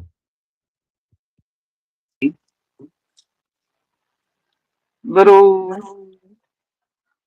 What's his name? What's those rappers' names? Little. He's talking about NBA Somebody. young boy. Oh, NBA young NBA. boy. Yeah, NBA young boy. You gotta go with him. Oh, he's in the back. What's his name? Mulatto is in the back. Ah, Dude, wait, but NBA YoungBoy, is that the kind of music you would want to play with your no, mom I thought you around? had to put your Like, phone on the charger. so would NBA YoungBoy be the kind of person that music that he could listen to with his mom? Like, I don't want to hear I'm drinking lean and you know drugging up women to sleep with them type music. You asked what about NBA young boy? Is that the kind of music that he could listen to with his mom around? Like, is 2969. it? No, no, they spinning the block on that. 2169. What rap from young people can you listen to around your mom? Some stuff. I Like Left don't the know. Pharaoh, Left the Pharaoh, Osiris, what's his name? Some Osiris, but they not popular. No, it can't be the conscious stuff. It just gotta be like, okay, Little Wayne, Yeah, let's go. because the old people would like Little Wayne too, right? Mm-hmm. Okay, I mean, I don't like Little Wayne, There you but go, Crystal. How you doing? Yeah, all right, sir. Mulatto, can you Peace. please say what you were saying because I didn't understand Well, the actually, no, whole. no, you actually understood me Yeah. 100% because you Well, just said okay, Jamaica was created on immigration, correct? Right? Jamaica was built by no, immigration. No? no, Who created no. Jamaica? Enslaved Africans is not immigration. That's what happened in the U.S. That's exactly what happened in the U.S. No. The Pilgrims immigrated. That's what I was And the talking about. and the British immigrated to Jamaica and founded Jamaica. That's why it's under the Commonwealth today, right? No, That's exactly right. no. Yeah, I'll Okay, be so tapping so what? for You got So are you Chinese saying? Jamaicans, Wait, right? hold on. You had Wait, yo, go ahead, you sis. got a good ass mic. I'm just gonna turn down my volume because Yeah, I'm you kind listening. of. Go It ahead. I felt don't like want to you was sound like yelling at this. me. Are you saying that? So the immigration. Are you talking about the? Because Jamaica is not a white majority country. Jamaica was founded by the Hold on, but it's British. not a white majority country. So can we Exactly. And use the black another example? Can we use an example? no, we I talking about want them to Jamaica. listen. Can we And I'm use a, an example that is a white majority country, right? So the white people who were the majority, im, allowed immigrate other people to come in and be the labor force for them. that's But those exactly what people happened in remain. Jamaica. But those That's why. people remained. Those people remained Uh huh. the the minority in numbers Exactly. as well. To me, that would be a way No, no, we gotta better use Jamaica. example. I'm gonna tell you why we gotta use Jamaica So, because because that's the one that you're more comfortable with. well, no, that's the one Okay. that you descend from. So we gotta use No, Jamaica. I don't descend. I descend from a lot. I descend from Mali too. So Exactly. So let's we use gotta use Mali. Let's Jamaica. use Mali. Let's use Let's Mali use because Jamaica. I know let's that. use Hold on. Mali. Just for Let's well, use you talk first. I Barbados. go next, just Use so we don't talk over Barbados. each other. Use Barbados. Use Barbados. I'm gonna use Jamaica and Barbados. These are great Use examples. Barbados. Use Barbados. Exactly. I'm gonna use both, and I see that you're triggered because you see I'm telling the truth I'm about your totally country. not triggered because I I'm will. trying You to want to go understand. first? I'll go So next. You want to go first? I'll go next. Take 20 listen, seconds first, and I'll go next. Go ahead. before we get to explaining the question, can you restate your question instead of you telling me what I understand? Because when if I understood it when you left, I would be able to restate it, and I wasn't able to. So Yes, I'm yes, still ma'am. confused on the Let me question. restate it. I'll restate it, and I'm Thank glad you you. brought up. I'm glad you Thank brought up. you. Thank I'm you. glad you brought up. I'm glad you brought up Barbados as well. I was talking about Jamaica. I'll use both. In Jamaica and The Barbados. question, sir, the Yeah, question. this is You the didn't talk question. about Jamaica. You Well, didn't you talk go about first. I'll go Jamaica in the next. You go first. question. I'll go next. You You go didn't first. talk I'll go about next. Jamaica in the question. My Actually, question I is, did. I asked you about Jamaica in the question. what was the question? No, you did not. Okay, go ahead. Go ahead and lie. Actually, But I go ahead. did. I said, would Go ahead and Jamaicans? lie. This was the question verbatim. I said, would Jamaicans in Jamaica want Haitians to outnumber Jamaicans in Jamaica? And you said no. Checkmate. Oh, okay. So what Okay. the question so the question that I had an Yes. issue with when you left is I asked Suave, why, what were you guys talking about? So this is my question to you. This is what I Exactly. thought you were gonna answer. Exactly. Hold on, brother. This is what I thought you were gonna answer. What were you guys talking about? That to understand why that question came about. So if you were gonna Exactly. Let's get answer, to that. so Let's get to that. so if you're gonna It'll be answer, brief. It'll be brief. if you're gonna And I'll reduce all my responses to less than 10 seconds so we can have a dialogue. Is that all right? hold on 1 second, I'm gonna check my timer and see if it's really 10 seconds. Yes, it'll be 10 seconds. What I said was ADOS and FBAs are anti-immigration because we don't want to be more outnumbered in our own country. Just as Jamaicans don't want to be outnumbered in Jamaica, and you agreed. Oh, okay. So the Yeah. countries the countries that you're a minority in, you want to maintain the spot of being the minority. That No, was we ten want to. seconds. No, That you was don't ten have to miss. seconds. You don't have to mischaracterize what I'm saying. I'll tell you what my I'm actual asking you a stance is. question. If you want to keep your spot as Exactly. the major minority in, you don't want anyone else to be a minority like you. You want to be the biggest Well, we minority. You're definitely. fighting for I'm the. trying to answer your question. You don't have to ask it more than once. I'll answer it. We definitely don't want any more ethnicities to outnumber us. Can you understand that?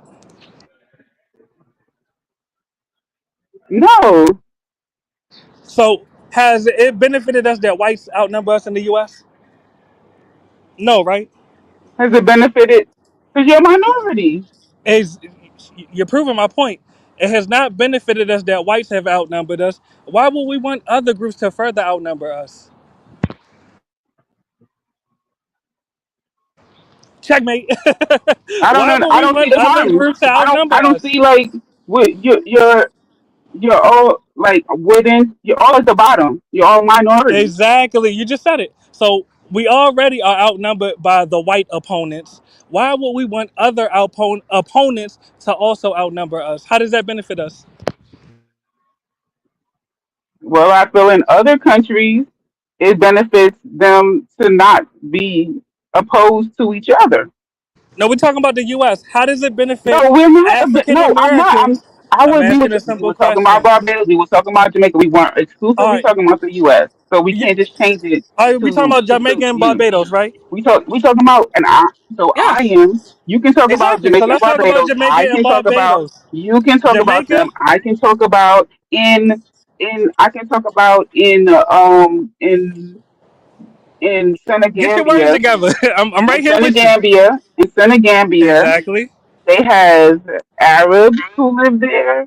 They have Nigerians Does who that live benefit there. them? They have hope. Does that Yes, benefit if them they that they bring have it. Arabs there? Can can I answer the Checkmate. question? Does that Yes, benefit it them? does benefit them. Yes, it does. Wow. Does it benefit them that the Chinese are there? They're benefiting. Yes. Your gaslighting Why are you tactics won't laughing? work on. Why are Well, you sis, laughing? let's not talk You over need each other. so when I answer, you don't say how. You start laughing. See? So you're not asking questions for understanding. Yeah. You're not. Yes. You're not The trying to point is understand the this. things of The what point I'm is this. saying. You You brought up already have the. sis. You still You brought haven't up asked me. Well, Arabs. I'm how is it asking you the benefiting question. them? You're not Are the asking me how is it benefiting. That would be a conversation. yeah, So let's have a stop conversation. gaslighting The me, saying that you Arabs. want to have a conversation. No, you want to have an interrogation. I'm not interrogating you. I'm trying to give you my So then stance ask now. me how. So then ask me No, I'm not how. asking you a question. I'm Why trying to don't give you you? my Do stance. you I'm not know asking. how? Do you know how? Yeah, let Or me you don't respond to care that. how? You Let me don't care respond to. how? You don't I'm trying to. care? No, Well, you go first. I I'm go next. You go talking. first. I go Stop. next. Go ahead. Thank you. Thank you. I want everyone to pay attention that he is lying saying he wants a conversation. If I say that, you know, You I sound can get muffled. there Is and that my I can mic or get yours? You there, sound muffled. it could be Swab, can you your hear? micro your it could be Suave ain't said Yeah, I nothing, can he can hear hear. me. I can hear. Hmm. Maybe you need to drop off and stay going. I'm just joking. I just that was a joke. But disconnect your system and maybe connect it again. Um if someone says something that you don't really understand or you've never thought about or you didn't hear of before, the way that you have a dialogue is you ask questions about that. You don't bypass that and then say like I'm really interested. No, you're not interested. You don't want to hear. You just want a platform to spew your stuff. That what is affecting black people is not who is the biggest minority and all this other stuff, because those other minorities don't create all of the messed up stuff that's in our community. We do. When are we going to fix that? Like this, pointing the finger, pointing the finger, somebody's always doing something to you. What are you doing to yourself? I've never heard Mulatto talk like that. I would probably listen to half of the stuff that he says because he really thinks that because my parents are Eyes in the immigrants, building. What's good, go? sometimes that must hurt me. I don't care, bruh. I really don't care nothing. I'm already here. I'm already a U.S. citizen. If you like it, my own neighbors might not like me. I don't care. That don't gonna stop my mortgage payment. You feel me? So like what you like and what you don't like. I know what you got power to do and what you don't have power to do. You know, I know that I will help out lots more African Americans than calling ICE would do. You know, I'm out here trying to be a herbal healer so that I can help my black folks, black American folks, black Caribbean folks, black all of them. Let me see. So this should be no more than 500 words, right? That's a good amount of words.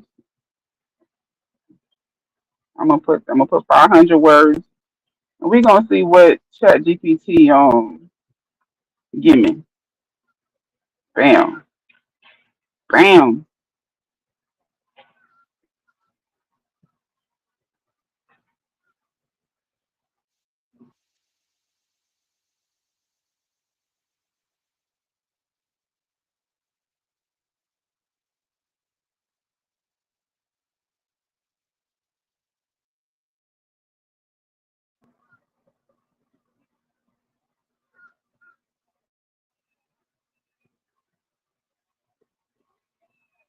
So maybe Mulatto will move back to the United States if the Latinos. So like his issue with immigration be a lot towards black people when black people aren't the majority of the immigrants that come to the country.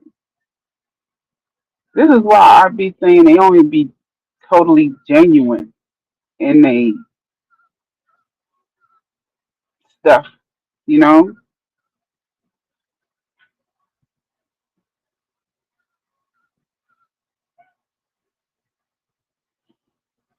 Is he in the back again? He's back, Suave. Oh, Angelica Diallo. Is that him or is that Angelica? The Angelica I know. I think the sisters in the DMV, if I'm not mistaken. He done dropped off. Lord, we all got unstable internet connections. Except for melanated, I'm on that.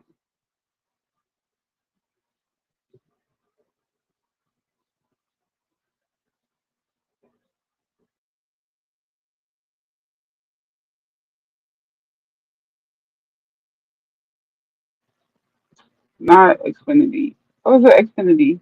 Fios. That's what I got. I got that good Fios. Son. Suave. The sisters in the back. The sisters in the back.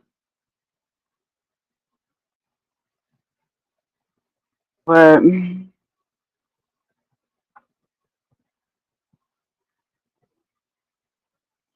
I was saying that maybe Mulatto would want to move back to the states since he liked to be in a majority Spanish speaking environment with lots of hybridized people. I'm sure he would want to live, in the Bronx or be in Boricua land, all the Boricua women. He could live it up. This is not what I asked it to do. Chat GPT. See?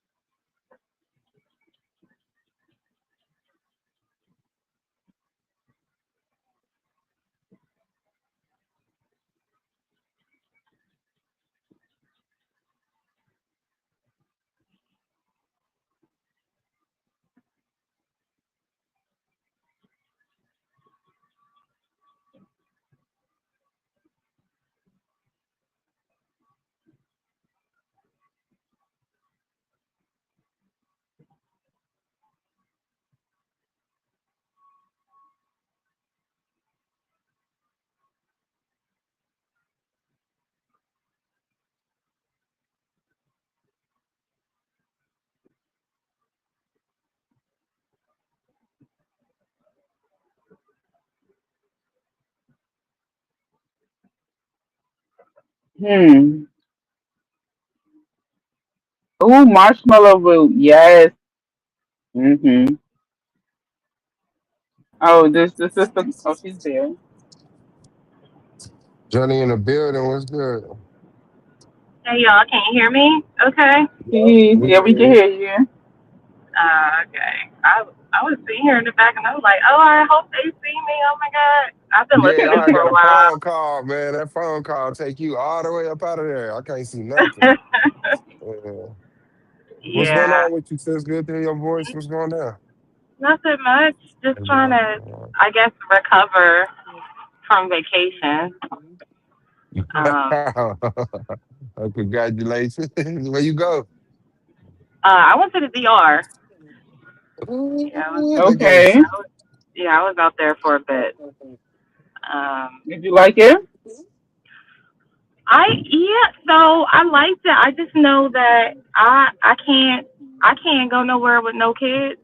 You know, Oh yeah, yeah, yeah. I just know if like I want to really enjoy a vacation the way that I want to, I can't go nowhere with no kids. So Gots to Oh know yeah. that.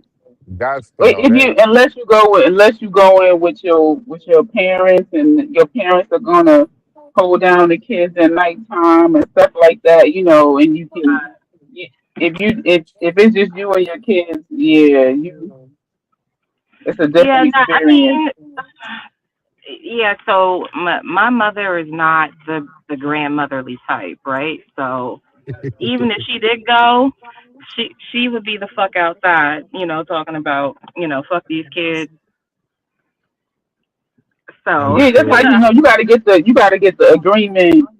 Like, look, if I buy your ticket, fam, you on babysitting duty. That's the exchange. Like that's the Okay. exchange. I'm taking you with us. you if it's on my dime, then that means, hey, I'm going on this excursion. You got the kids. As a Hey, I'm going grandparent, to the club. I'd rather you just leave me at home and give me the money. I don't Huh? gotta go on the cruise. I'd rather you just give me the money from the cruise, and I can watch the kids at home. No, but that way the kids could get the opportunity to go on the trip too. Oh, then No, you you gotta got pay me And you I want extra. mean, so you they're want the old money, you enough to gotta kind of go. like, so it, so my daughter is at that tween stage, and then the rest of the baby cousins were all teenagers, so they're like old enough to kind of like watch themselves or whatever. If like we really needed to go out, it's just that because they're still like young teenagers and tweeny boppers, Well, they need they still want to go supervision. do shit. They still want to go do shit. Right. You know what I'm saying? Like, They need supervision. They need that grandma block that's like, no, where you going? Your mother ain't here. You can't do nothing. They need that. well, like I think You like if kids know, are going on a vacation, they just not sitting in no hotel room the whole time. You know what I'm saying? no, I'm Like, talking about like in a while you are doing adulting, while the adulting is happening. Because well, when I've done it in the past, I was on mommy duty up until a certain time. Then it's yeah, we about to go to the watch the fireworks at midnight. Gotta stay in place with your grandma. Bye. well, no, so Or they did that, but like during the daytime, they wanted to do stuff, and it like so I'll say I went on this vacation like in my head with the expectation of literally just floating in the ocean. That was my expectation. yeah, And right. maybe going in town, cutting up a little bit, trying some local food, at restaurants or whatever.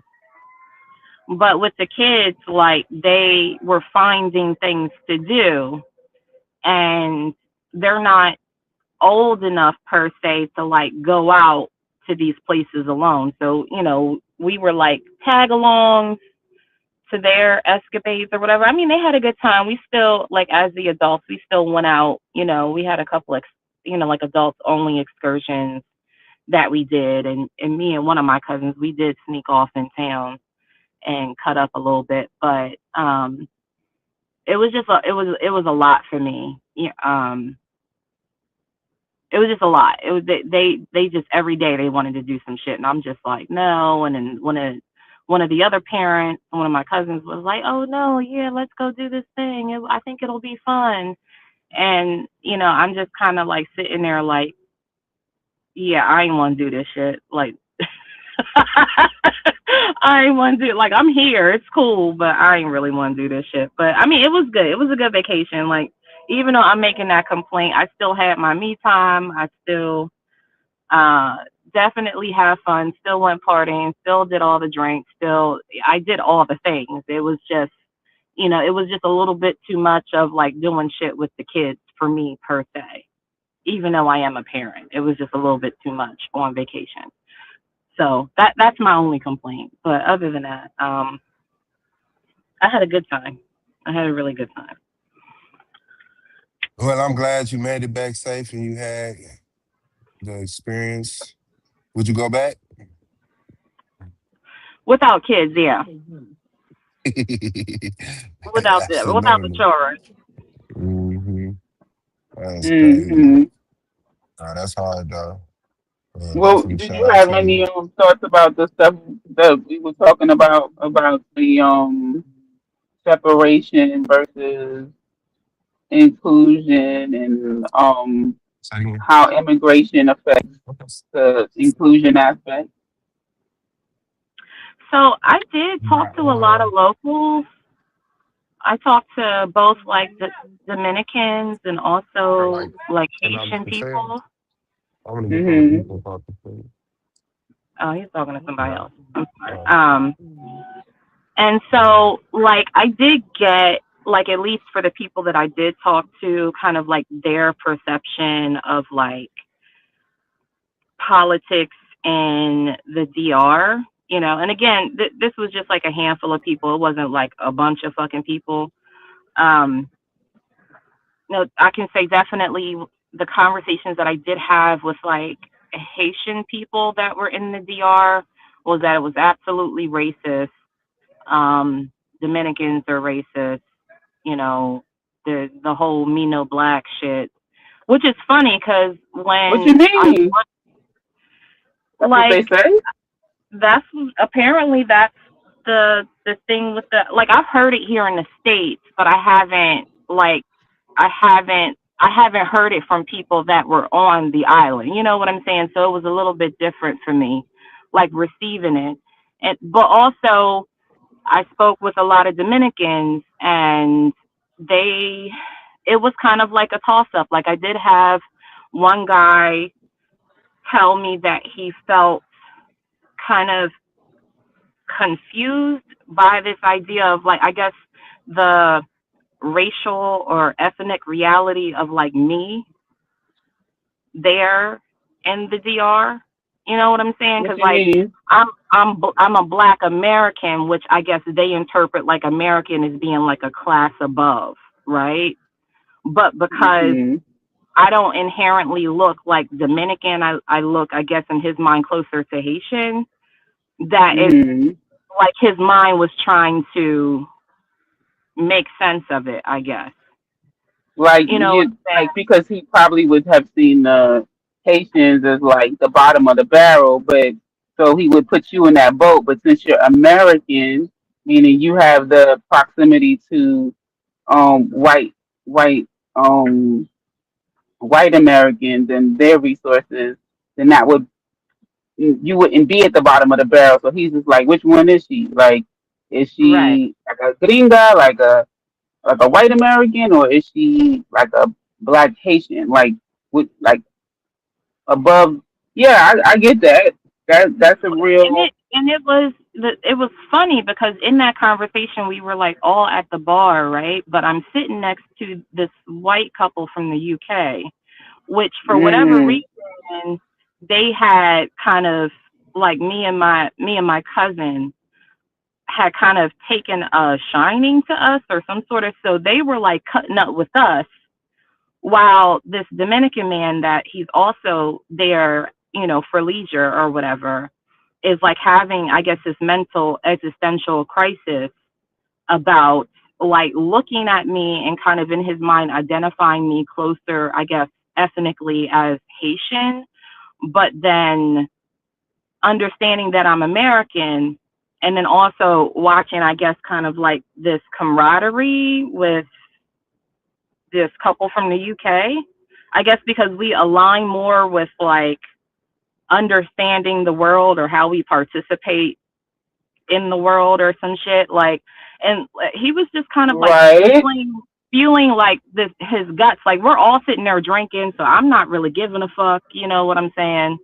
And but like I don't know. Like it was an odd conversation, and like when we left the bar, me and my cousin were kind of talking about it, and well, for one, we identified that everybody was extra drunk, right? But also kind of this idea that, you know, this Dominican man has to explain to us that he's having this kind of existential crisis with this idea that, you know, we're Black American, which for him somehow makes us more because we're American, but looking at us and thinking that we're not Dominican, which in his mind, he's used to like Haitians being like part of the working class and you know, in the Republic. And I'm like, you know, like I could, cause I told him, I said, I really honestly don't care. You know what I'm saying? Like, I don't care about whatever your feelings are. Like, if you want to sit here and chat up with us, cause we're all sitting here drinking, that's fine. But there was a moment when I had to like cut the conversation off because he's like eager to explain his feelings about whatever. And I'm just like, I don't, I'm on fucking vacation. Like, what the fuck are you doing? You know? Like I don't actually care about how you feel about me being at the bar. So either you could sit here and drink with us and just keep it copacetic or be cordial, or you know we can you know talk to security or whoever and ask for you to get the fuck up out of here. But yeah, that was interesting. And but there was a few other conversations that I had like with like Dominicans, and they were generally cool or whatever. It was just that one that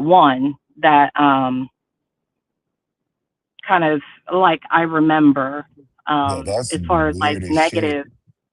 negative conversation. But other than that, I had a great time. You know what I'm saying? And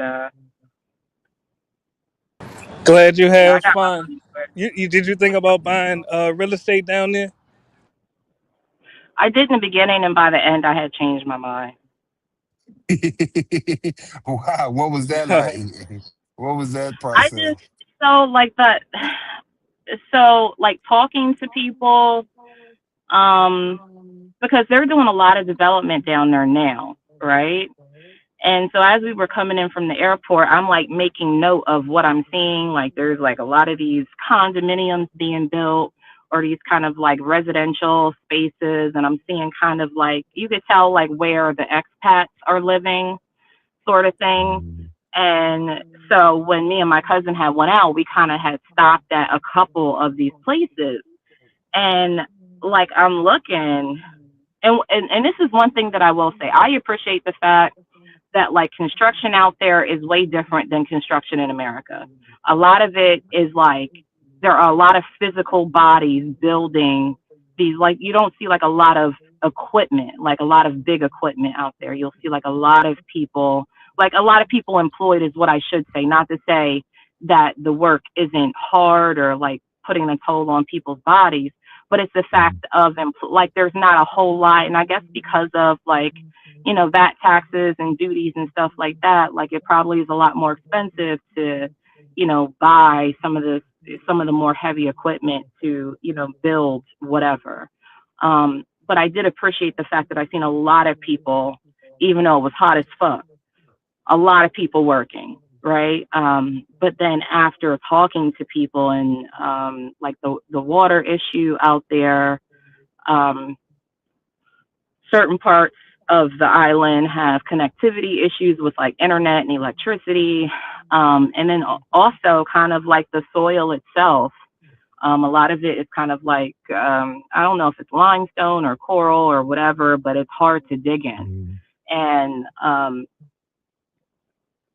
I wasn't for certain if that's a kind of place that I would want to like put any real money into. Although the conversion rate out there is fucking ridiculous. Like I've never been to the DR. That was my first time out of the places that I travel, and it always I always wondered exactly like what was the conversion rate. Like when I would see like videos, like when we talking shit about like passport bros and shit like that.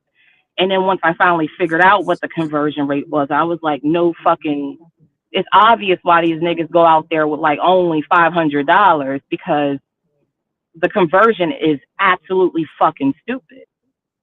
Absolutely stupid. And like Yeah. yeah, so I I went out there with like a couple of agendas to see if it was a place I could think of like, resting my hat, like forever place, but also just to really enjoy my time. And like by the second to last day or the third to last day that I was out there, I was like, yeah, I don't know if this would be the place for me. Well, at least allow me to say this. It'll be brief. It's so many Caribbeans in the U.S. It's imperative that African Americans buy real estate in the Caribbean. Really, they in our house. We gotta be in their house for sure. It's I'm in the our. look, look, look. I'm at the beach right now. Y'all hear that wind? That Caribbean wind. So Who come is on. our house? You're an immigrant anywhere you go. You just walking around just What's our house? Listen. Suave, What's don't do our that to house? him. You right, Suave, and you say the don't. Caribbean my house now though. I you just agree. a The roaming No, Caribbean is my no, tourist. that's house. not The that's not Caribbean what is he was my house saying. now for sure. We happy for you. You know how many You feel it's me? listen, I don't know if you look up people who are expats or repats or whatever you want to call them all over the globe. There's African American communities in Senegal, American communities in And what Gambia, in Kenya. in Cameroon, And one thing, let me say this though. in Let me say this. Guinea-Bissau, right? It'll Now be hold brief. on. How will you start? All right, But go ahead. I you, was while talking, but somebody's go ahead, talking, go ahead. You no, felt triggered, you but go literally ahead. were not. Goddamn. You literally were not. I You were was on mute when I literally started. talking about how the Caribbean my Hold house. on, But go let her ahead, get sis. it It's in. all Let her get good. it in. Now let the Yeah. queen go. It's all good. Then She you went triggered. on Go ahead. mute. You just had to come off of mute. You went Now on I mute. was You I don't was even real. off mute. But go ahead, sis. We listening. Again, just like how you on mute right now. I started talking after you went on mute. I just was addressing what you had just said. So you made it in your mind, you remembering being interrupted when you actually were not. So, like I was saying, that I support and encourage for us to be a global people that we are, and for it not to be people not to be shamed for leaving their home country. You know, if you look at the groups, all the other groups, people are doing it. Yes, there are Jamaicans in America, but there are more Jamaicans in Jamaica, just like there are Indians or they're Chinese in Ghana, but there's way more Chinese people still in China, right? So ain't nobody shaming nobody for saying we shouldn't be moved. We should have a expansive mindset to move, create business, have new How experiences, you doing? broaden our horizon. There should be black folks, black American people in Costa Rica, in In Panama, Jamaica, in in Barbados, Jamaica, Barbados, in Trinidad, Puerto Guyana, Rico. St. Vincent, St. Come on, Thomas, St. Grenada. Lucia, You Grenada, feel yeah, me? everywhere. But please let me get back to what Especially, I was saying to the sister especially, Jelly though. especially. See how You you long came off winded. of mute and started talking while I was talking? You long winded though, sis. God damn. But go ahead, Cause you sis. You gotta got the have right to more be long patience than winded. that, But when you man. got She got the right to ADHD, be I long winded. God understand. damn. When you got ADHD, I understand you can be a Yeah, little you know I'm at the. impulsive. It's Come on, it's cool. sunny where I'm at. I ain't trying to hear you lecture us. We already know what to do. I'm in the Caribbean right now. God Well, damn. you sounding But you sounding Jelly, with all love to you. straight Baltimore. I already know what to do. You don't sound like damn PG Uh, Montgomery no, County. no, You no. I'm sound from Howard Baltimore. County. Get it Oh, correct. Howard Howard County, County, Columbia, Maryland. But please the allow me most to. corniest county, the most corniest I county. left. Oh I'm in no, the Caribbean now. So no, checkmate. Columbia is actually nice. All right, cool. That's Columbia, where I'm from. Shout out my town. Columbia But is I very want. green, Oh a my very, God. very Go ahead, green. sis. To people who don't know, like you act like everybody know about Columbia, Maryland. You wasn't gonna say that. It's very, very green. It's like you just drive in Columbia. It's just so pretty because it doesn't feel like a city. It feels very green. I don't know how to explain it, but it's grass and trees everywhere. So shout out to Columbia. Go ahead, brother. Yeah, and I appreciate you passing the mic. It'll be very brief. Jelly. And I know I don't got to tell you this, but I just want to give you some encouragement as an African American brother, even though I'm a mulatto. Please buy that real estate in the Caribbean. I don't care if it's a condo, but if you can get some land with a garage, however you want to do it, it's best that. And I'm not just talking to Jelly. I'm just talking to the African Americans listening. Really, we live in the world is getting smaller, and when you look out your front door, it's flooded with immigrants. So when you at home, you got to see them. Make them have to see you when they go back home to their country. It's only right. Oh, mulatto, guess what? I got my citizenship this year.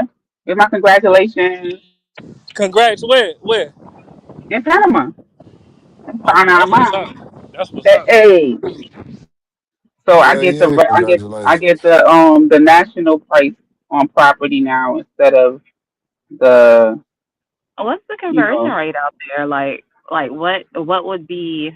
a I, dollar I to don't the know. dollar with Panama. Oh, Yeah, yeah, that's they at one point was under the political influence of the U.S. So you don't even have to convert your money.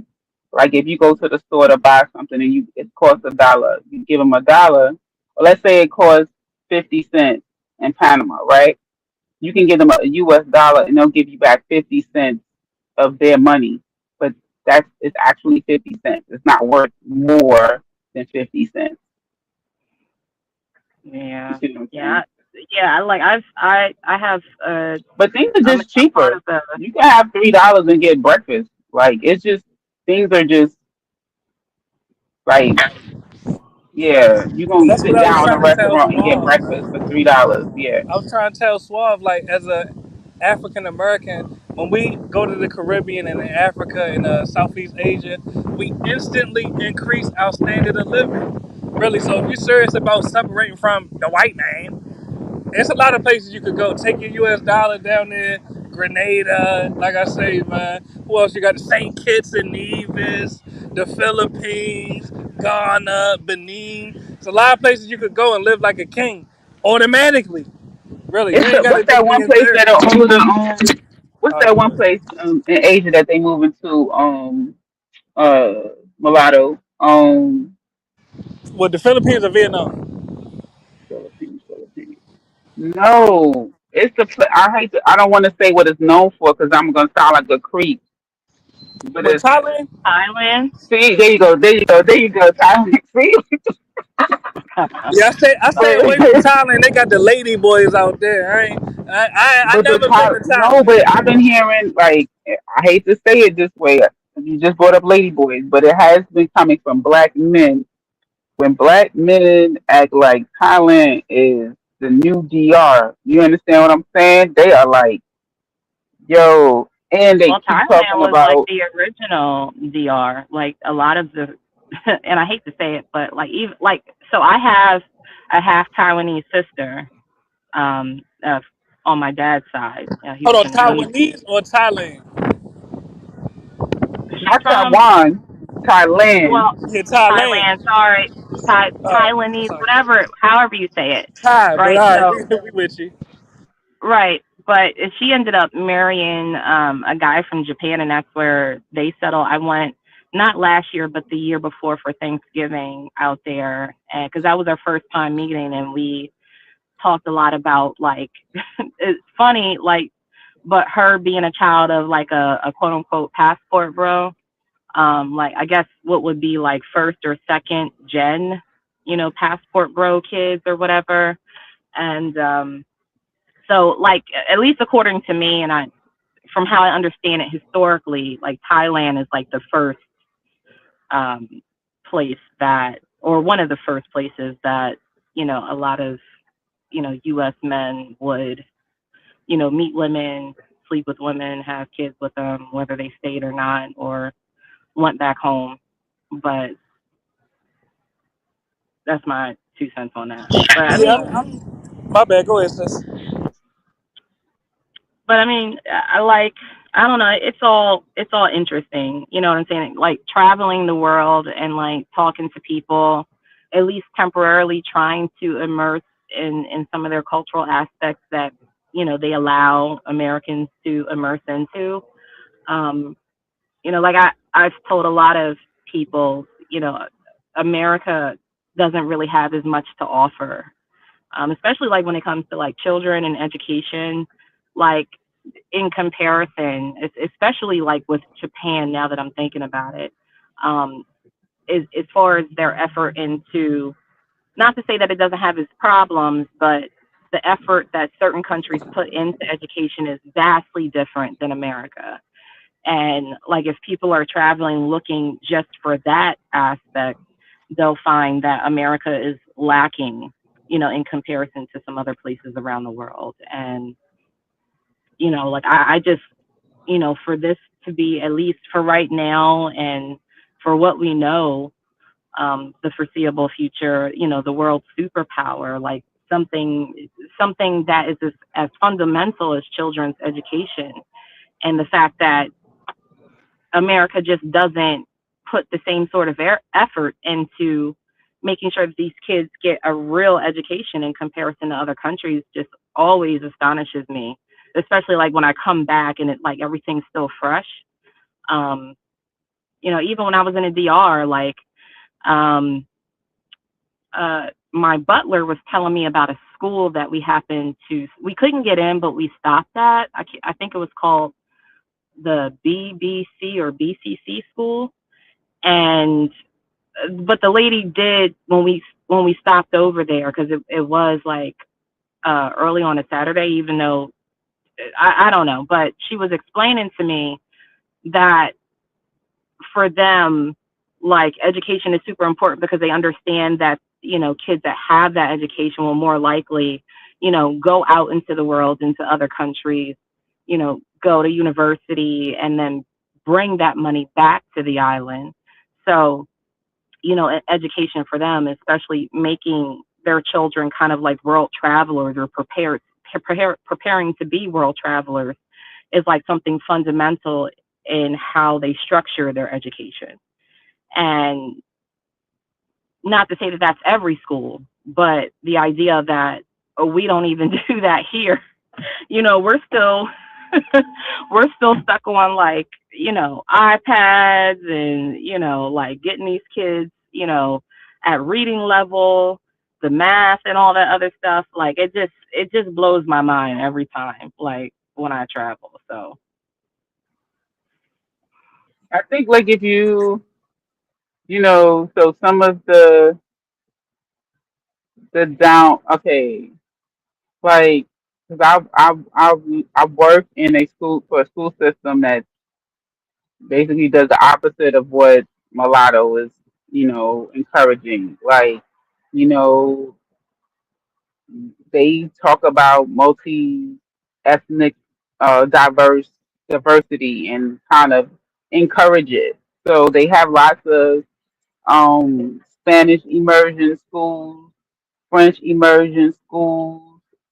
I'm sure they probably even got like Amharic immersion schools. So half of the curriculum and everything is taught in another language. The kids are basically immersed into these environments, and then those schools then have there's like a large international travel program where the kids travel to and spend a week, I think, in another country, and they're speaking this language, and they so the whole school year is to build up towards this experience, and they go on tours, they have the whole immersive experience in another country.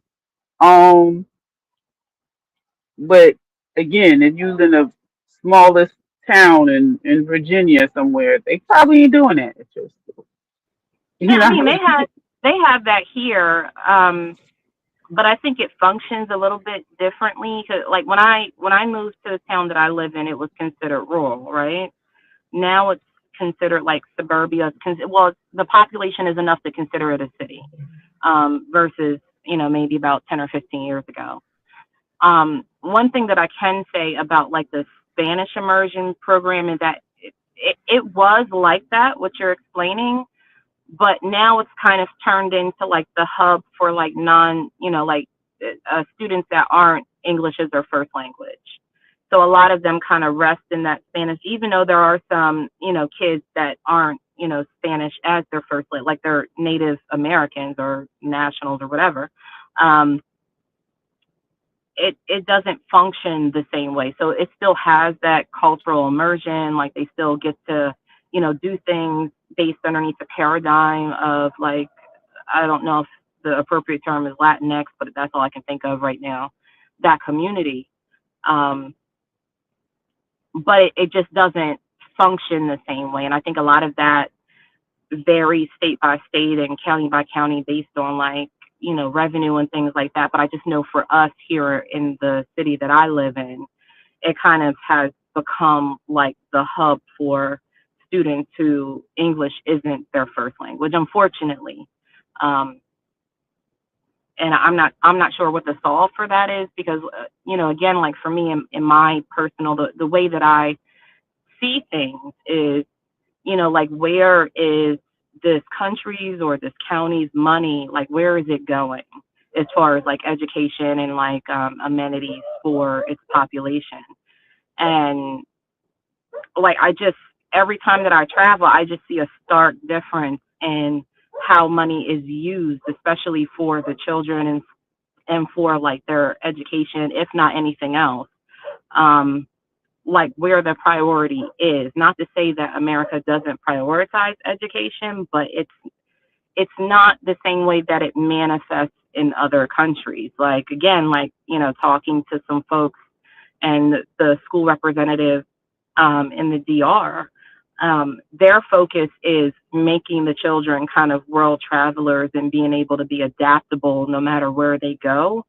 And then the hope is that they will bring that innovation, that technology, that education, or whatever it is, and the dollars back to the island.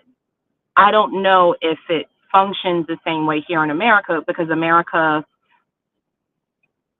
at least positions itself to be like the world's creator of everything, which it's not, but it positions. So what is the need to have Americans go somewhere else to bring? Because I mean, you don't really gain as much bringing somebody else's dollars back to the U.S. Not in most cases, right?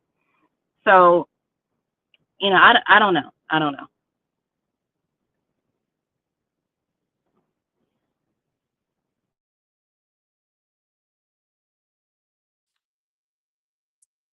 Man, shout out to you.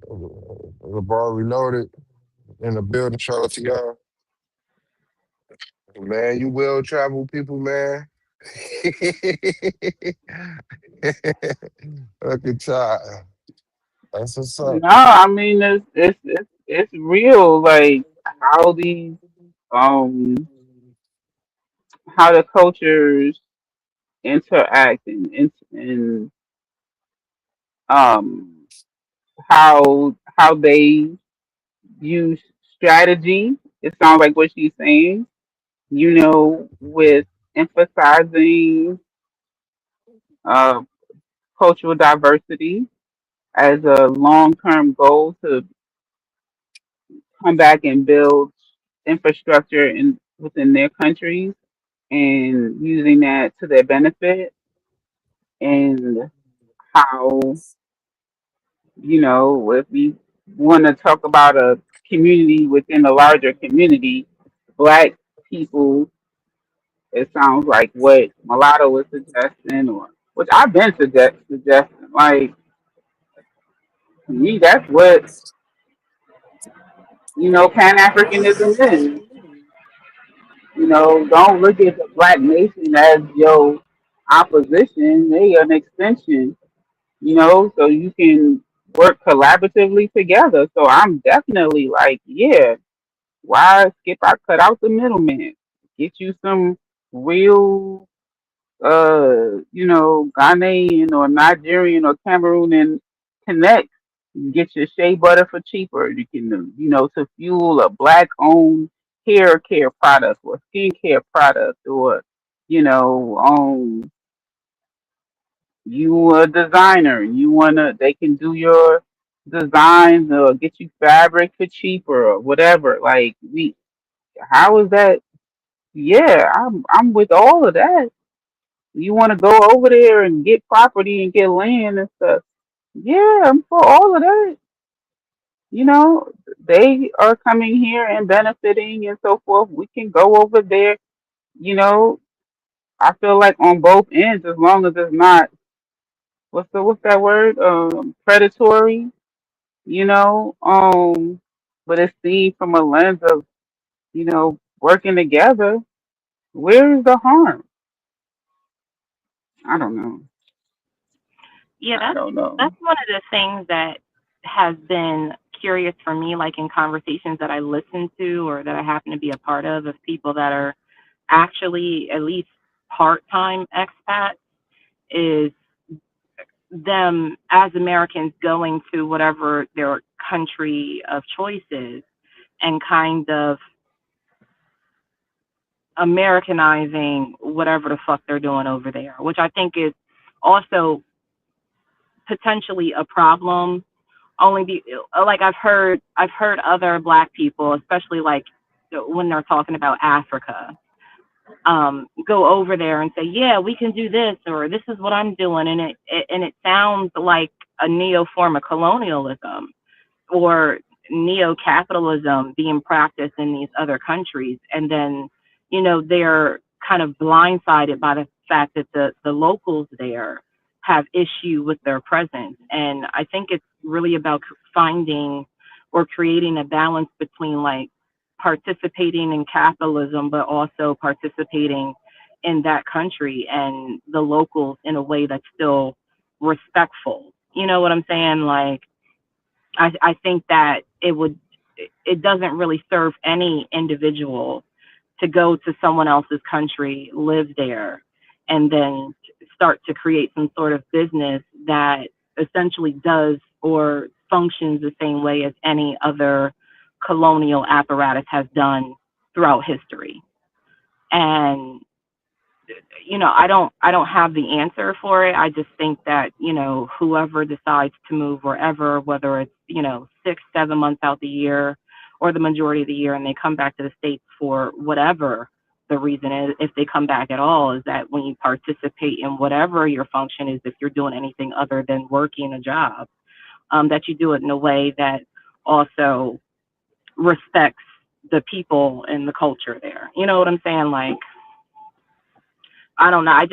I hear a lot of times we get excited to go, and then we get there and we take our American dollars and just function as white people in blackface. You go right over there and be the same, yeah, represent the same problems, being predatory and stuff like that. I think a lot of places are willing Mhm. for people with money to come start businesses and make money and help build infrastructure. Like I've seen that, people saying we need people to build infrastructure and we would prefer if it wasn't predatory people. A lot of times by race that say the agents of whites or whatever, but yeah, like come over here, start businesses and make money, but don't try to become a millionaire and we getting paid pennies. Sorry. Yeah, we getting paid pennies. That's just yeah, they get you up out of there. But they willing to be employed by you. Come create jobs. We will work for you. But they just like everybody, they want to improve their next generation. They don't want to work for you as maids and then turn their kids over to you as maids and then their grandkids as maids. Like, no, I was a maid. Took that money, send my child to school. He lived his life, took his access to, his access to schooling and his money and put his kids into college. And then they started businesses and now we don't need you no more. you know? But yeah, just to come over there and think you're gonna like start a monopoly and yeah, yeah. Yeah, it's Mm. funny you mentioned that because like I was there. There was one guy that I was talking to, and he was like our guide for one of the excursions. It's funny because he calls himself Mr. Chicken. So, but anyway, that like his name doesn't really matter to the story. So, we're at like the last leg of this excursion, and so it was just bugging me that he told us to call him Mr. Chicken. I'm like, there's no fucking way that this is this guy's name, right? So I finally pull him to the side, and I'm like, so like, what's the deal with your name? Like, is this like just a gag? Like, I know it's not your real name. I'm not, I don't need to know your real name, but like, why do you call yourself Mr. Chicken? So after, he goes through his explanation or whatever, we end up talking about like wages. And so he explains to me that the property that we're on is owned by, I think he said a German who happens to be married to a Dominican woman. And that the pay that he makes would be every 2 weeks would be equivalent to 250 US dollars. And so translating that in like pesos is like, I guess like 26,000 Dominican pesos, I think he said. Um, and he was like, the only thing, like the only benefit that he's offered is like, I, I'm not exactly sure, but um, it's kind of like healthcare, like a healthcare benefit, but I guess it only pays like 60% of whatever services that are rendered to him. So he still has to pay. So it's not like he has like a copay, like we traditionally understand it. It like covers only up to a certain percentage for every visit that he makes as far as like anything concerning his health. and the other 40% he has to pay out of pocket. Um, but that doesn't include prescriptions. And he was telling me that now, because I'm thinking about like the cost of the excursion. So per person, I think it was 210 US dollars. And when I looked out, there was probably like a group of 30 of us, like everybody. And he does this twice a week. Like he went through his phone, he showed me like his alarm clock and how, like when they do like the dinner excursions with that we happen to be a part of, like he's there from 5 in the morning to midnight that night. And just to turn around to only sleep for like 2 or 3 hours and then do it again the next day.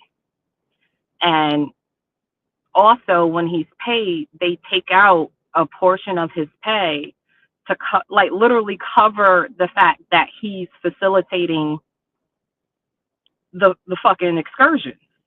So like things like entry, so he pays like the same whatever the I guess the regular rate or the local rate for entry onto the property, and then a certain amount for like food every day that gets taken out of his pay. And I'm listening to him, and he's like explaining to me like how at least in the tourism industry that practice is normal. You know what I'm saying? And like I had issue with it because I'm like, okay, so there's some German man out here who so happens to be married to a Dominican woman. Now, mind you, he was explaining to me that the property was inherited through her family. So now he's developed this property to do like the Polaris excursion, the horseback riding, and then the dinner at the lagoon and the swimming and all that cool stuff, which it was beautiful. It was a beautiful experience. But that excursion happens 3 days a week. And then the other excursions, I guess, like like riding the Polaris or the 4x4s, I guess, which other people would commonly know it as, happens every day anyway. Um, but the only thing that you can manage to pay these people is like $250 every 2 weeks. But mind you, there's 30 people here, and they're all paying over $200, just to be here for this particular excursion. But the regular excursions are still over 100, you know. So these people, whoever this couple is making money hand over fucking fist, like US dollars, hand over fucking fist. And then for the 10 or 15 people that happen to be employed there, because I mean, they had like the excursion leaders, they had the photography guys that, every big turn or dip or whatever, when we were driving, they were like there off in the bush taking photos of us and shit. The fucking maintenance of the horses, um, the horses themselves, the people that take care of them, the fucking chefs that cooked our food. And then you mean to tell me, and then the bartenders, the servers, all of these people, and you mean to tell me that the only thing $500 a month, US dollars, that is it.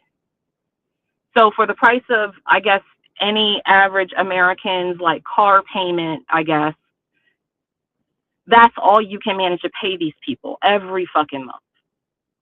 But you're making thousands of dollars a day, thousands of US dollars a day. Like like, and I'm sitting here listening to my head frustrated. You know what I'm saying? Like, now, mind you, a brown Dominican guy. You know, I'm not embellishing or like not word for it, right? So I mean, I don't know if there's anybody listening that could tell me whether this is accurate or not. But I'm just thinking about like how little money that is to live and how much work he puts into this job just for the job to still charge him to be there. Like he's being paid, but then he's also being deducted money for being there, and then for food. Mm-hmm. You know what I'm saying? Like, and all he can do is afford to run a room from an auntie or some shit like that, whatever the fuck he was saying. And so, and that's what I mean by kind of like going into somebody else's country and just doing the same shit that's being done here or in any other majority, Mm-hmm. country that has participated in colonialism across the world and doing the same fuck shit. You know what I'm saying? When you could just, I mean, because I don't even know as far as percentages, because I can't do the math at the moment. But imagining if you could just pay these people whatever it is so they can live happily, like show up to work Mm-hmm. happy. You know what I'm saying? Oh, you Like, mean not become colonizers? Like that's what some people, they just are so angry at what happens to them as a people. They think the answer is to become the colonizer, to become the Mm-hmm. enslaver, to become the oppressor. They want to, and just be like, well, that's their fault if they allow me to do that. Like they really want to take the white man's argument, right? Because like if I go to Panama and create something, I'm not colonizing the Panamanians there. I'm not, I'm partnering with them. I'm participating and contributing to growing their country, coming from a place of humility. Where is the wrong in that? I'm going to pay Mm-hmm. people fair wages, not, oh, I'm gonna see if I can get a little kid to do this for $2, you know.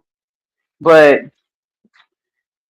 it all depends, Again, culture, spirituality, all of that plays a role. I think, in my opinion. You gotta yeah. have And like you I had know, asked them yeah, about. standards. I didn't hear you, Sloss. Oh, my bad. Can y'all hear me? I can hear you. I just didn't hear what you said.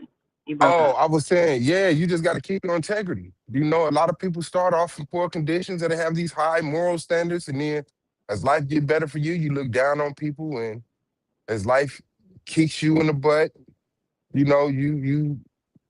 you feel some type of way, and yeah, you lose your morals. But it's like once you get that chance to actually take a bag and go develop something, to do that instead of just trying to be predatory. Yeah, I could get that.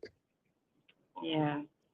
Yeah, that's been like my like one of my big like over the last several years that I've been considering like moving out of the US. That's been one of like my biggest concerns. Also the other thing about like just being a gun owner and kind having to like settle with the notion that in most of these countries that I'm considering, I would be barred from being a gun owner. Um, is something that like I've had to make sense of because I'm so being here in America, I'm just so used to it. Like having that level of, at least for me in my mind, safety and protection against whatever the fuck happens. That in most of these countries, I wouldn't be able to have that level of protection because again, I would be like a solo. I'm not married. There's no man in my life that I would be traveling with or moving with. Um, so for me, it's a little bit like uneasy thinking about that. You know what I'm saying? And Mhm. so I don't know. It's been interesting. It's been interesting kind of traveling to these different places and um, kind of talking to the few people who care to talk to me about like their experience, how they feel about their country or how they feel about me as an American, especially being a Mm. black American moving anywhere and their shit. You know what I'm saying? Like, um, Mhm. yeah, I've had a lot of interesting conversations with people, and I think going on this last trip this year, and then also going again here in the fall, um, it's just it's I don't know, it's different. I guess a lot of it has to do with like the current president and everything like the conversations have been different, and how people respond or how they answer certain questions. Like, I think that they're very much aware of, like, at least to a surface level, like the politics here in America. And unfortunately, it seems like a good majority of folks just don't fuck with us. Not like Mhm. on an individual level, but just like the whole idea of like America or being an American is like, Mhm. don't bring your fuck shit over here. Don't bring your bullshit. And you know, Hmm. I was it's gonna say hard. that when you said about the gun stuff, I was like, you know, the like we live with such a like uh doggy dog world.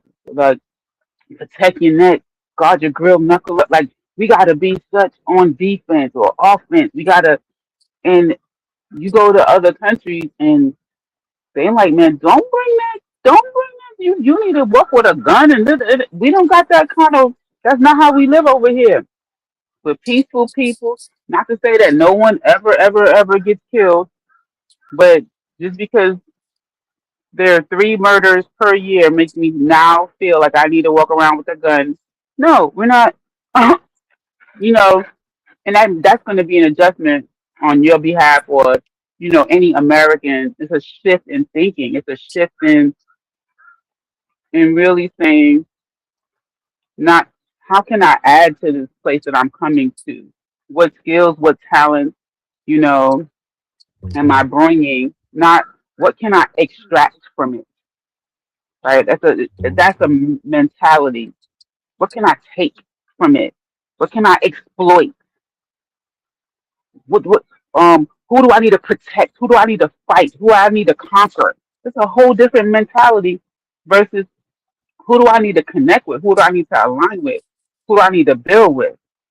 If your mind is on that other stuff, whatever country you choose, person, whoever listening, I'm picking a different country. I do not want to be with around no Black Americans, and they're on what can I take, what can I exploit, who do I need to conquer, who do I need to beat up and abuse. I don't want to be that. We on different programs, different pages, different. Man, I don't see black people be like that outside of the environments that we're in America. When I see black Americans go other places, it's like a totally different person almost. There's a I don't. sister. She was a Well, repat. I She think moved it's to Gambia at first, and then she moved to Ghana. She made a good living off of moving to a foreign country and talking shit about the country. She was African American. She's Mhm. from Atlanta, Georgia. All she did was, oh, this man, I'm so tired of they was playing the same music. She wanted to be in Africa and wanted to hear Al Green all the time, or you know, some R. Kelly, or I don't know. She just thought it. She gave those like hateful FBA people fuel. Like they were like, oh, we got a sister over there. She living good, and yeah, she hates them stinking Africans, right? She in Africa saying she hates Africans, African music, African food.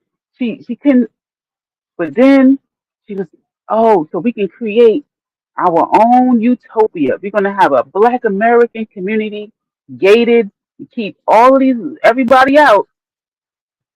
She was going there colonizing, and her sister ended up. She's no longer, she's an ancestor now. She ain't. But I think it was natural Oh, causes. I think I remember people talking about her shortly after she passed. Um, I think I remember that, sister. Yeah, but I mean, I think that there's I think that it's hard for Americans to go to any country, not unless you're like a super self-aware person. to go anywhere and not like Americanize the shit or attempt to like want to instill your practices over in that motherfucker because of the American arrogance, Right. right? Um, Mhm. I What just you think mean? it takes a lot of work. Not to say that I think that some people they go and their only intention is to exploit the system because they know that it's already been exploited either by us or by some European country Mhm. somewhere else, and they think that because this is happening that it's like, well, if they did it I could do it too and it ain't no fucking problem. But again, it's about having that respect for the culture, for the locals, um, that I think makes a difference. You know what I'm saying? Like I don't think that I would even have had the privilege to talk to some of the people that I talked to if it wasn't the way that I approached the situation. You know what I'm saying? Like, I I appreciate what don't know. you said. I appreciate what you said because you're saying that there's already going to be an unintended um, influence of bringing of your American culture, but then you highlighted that. But if your intentions are not that to like colonize, if you come with a level of awareness, then it won't. You can kind of keep it in check. That it's not to disregard the current existing culture and so forth. I like that because you're right. You can't help but you know you move to another a foreign country, you're going to have a garden. You probably are going to plant some familiar things that you would typically eat in America in your own garden, right? You're not just going to automatically just, you're still going to retain certain parts of your diet. You're still going to, I don't know, do some American like stuff when you go to church, if you go to church in your new country. There's going to be remnants, I get it. Yeah, I think it's hard. I think it takes intentional effort to, because we've been raised in it. Like most of us have Hmm. lived our entire lives up until whatever point that you move in kind of like this capitalistic, very individualized, like do for self and fuck your neighbor sort of mentality. And going to someone else's country and attempting to live there or even just visit for a good while takes a lot of being humble to, like you can't go thinking that, oh, because you're American and America has taught you that you have always been in some sort of leadership when it comes to global politics and finance, that you could just go to anybody else's country and and have your way with it. I mean, even like prime example, that same conversation I was mentioning earlier with the Dominican guy. So that same UK couple like got shit faced fucking drunk. And when that happened, the girlfriend or the wife, whoever, but the woman started talking crazy to the fucking bartenders. And my cousin looked at her and was like, don't fucking talk to these people like that. Like, don't nobody give a fuck that you spent your money to come here. Like, you came here, you chose to come here.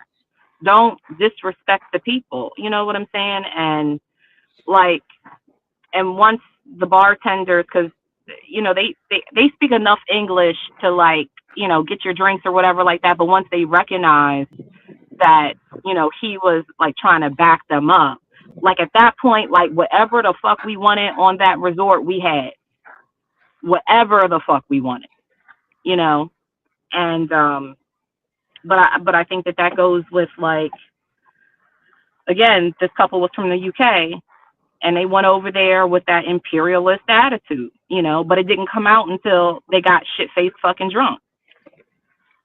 And, so, and it was funny because like the last day, I think they were leaving the same day as us and we were all like in like this common, I guess it's like a common area, like a communal space where like check-in is. There's a few restaurants there. They have like parties and stuff like in the middle or whatnot. And I happened to see them, and then the girl, she walks up to me and she's like, I just want to apologize for the other night. I acted, out of line and this, that, and the third. And, I just looked at her and I was just like, I'm not the person that you need to be apologizing to. You know what I'm saying? Like, it ain't, Mhm. your sorry isn't for me. It's for the people here. No, but she should have. You're not the only person should be apologizing to. Should have been. Oh, why do I see a BBL out in the wild, y'all? Holy fuck. A what? A BBL. Mhm. You talking about a booty? Somebody's booty? Yes, girl, like She said out in the wild. I'm done. out in the fucking wild. Like, yeah, it's funny because like um I was watching a video a few weeks ago before I left for vacation, and it was like people on TikTok talking about like seeing women with body modifications like in the daytime, and how they kind Mhm. of, even though it wasn't like any slight against the person per se, but it just looked strange. Like there is one particular comment that I remember, and the girl was like, well, the way that her body looks, like I only want to see her at nighttime or like in the club, which is an interesting conversation to have, right? But like I had Mhm. thought to myself, like I don't think that I've actively seen like a woman with like obviously serious body modifications like outside. Wait, am I still here? I think I'm gone.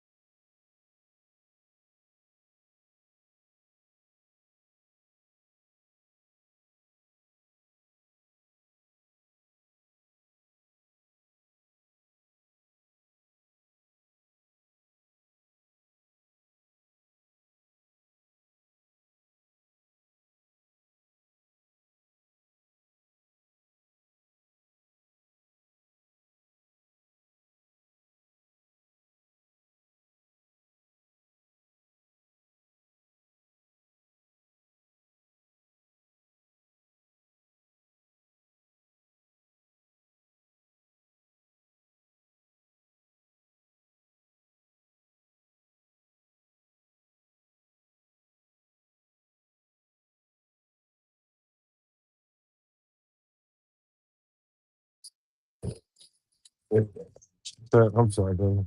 I got 7 cents for you. All right, man. Yeah, thank y'all for coming through, man. I'm gonna go ahead and shut it down. It's been a cool little stream. Shout out to Angelica. Shout out to Melanated Goddess. Shout out to Mulatto coming through doing their dance.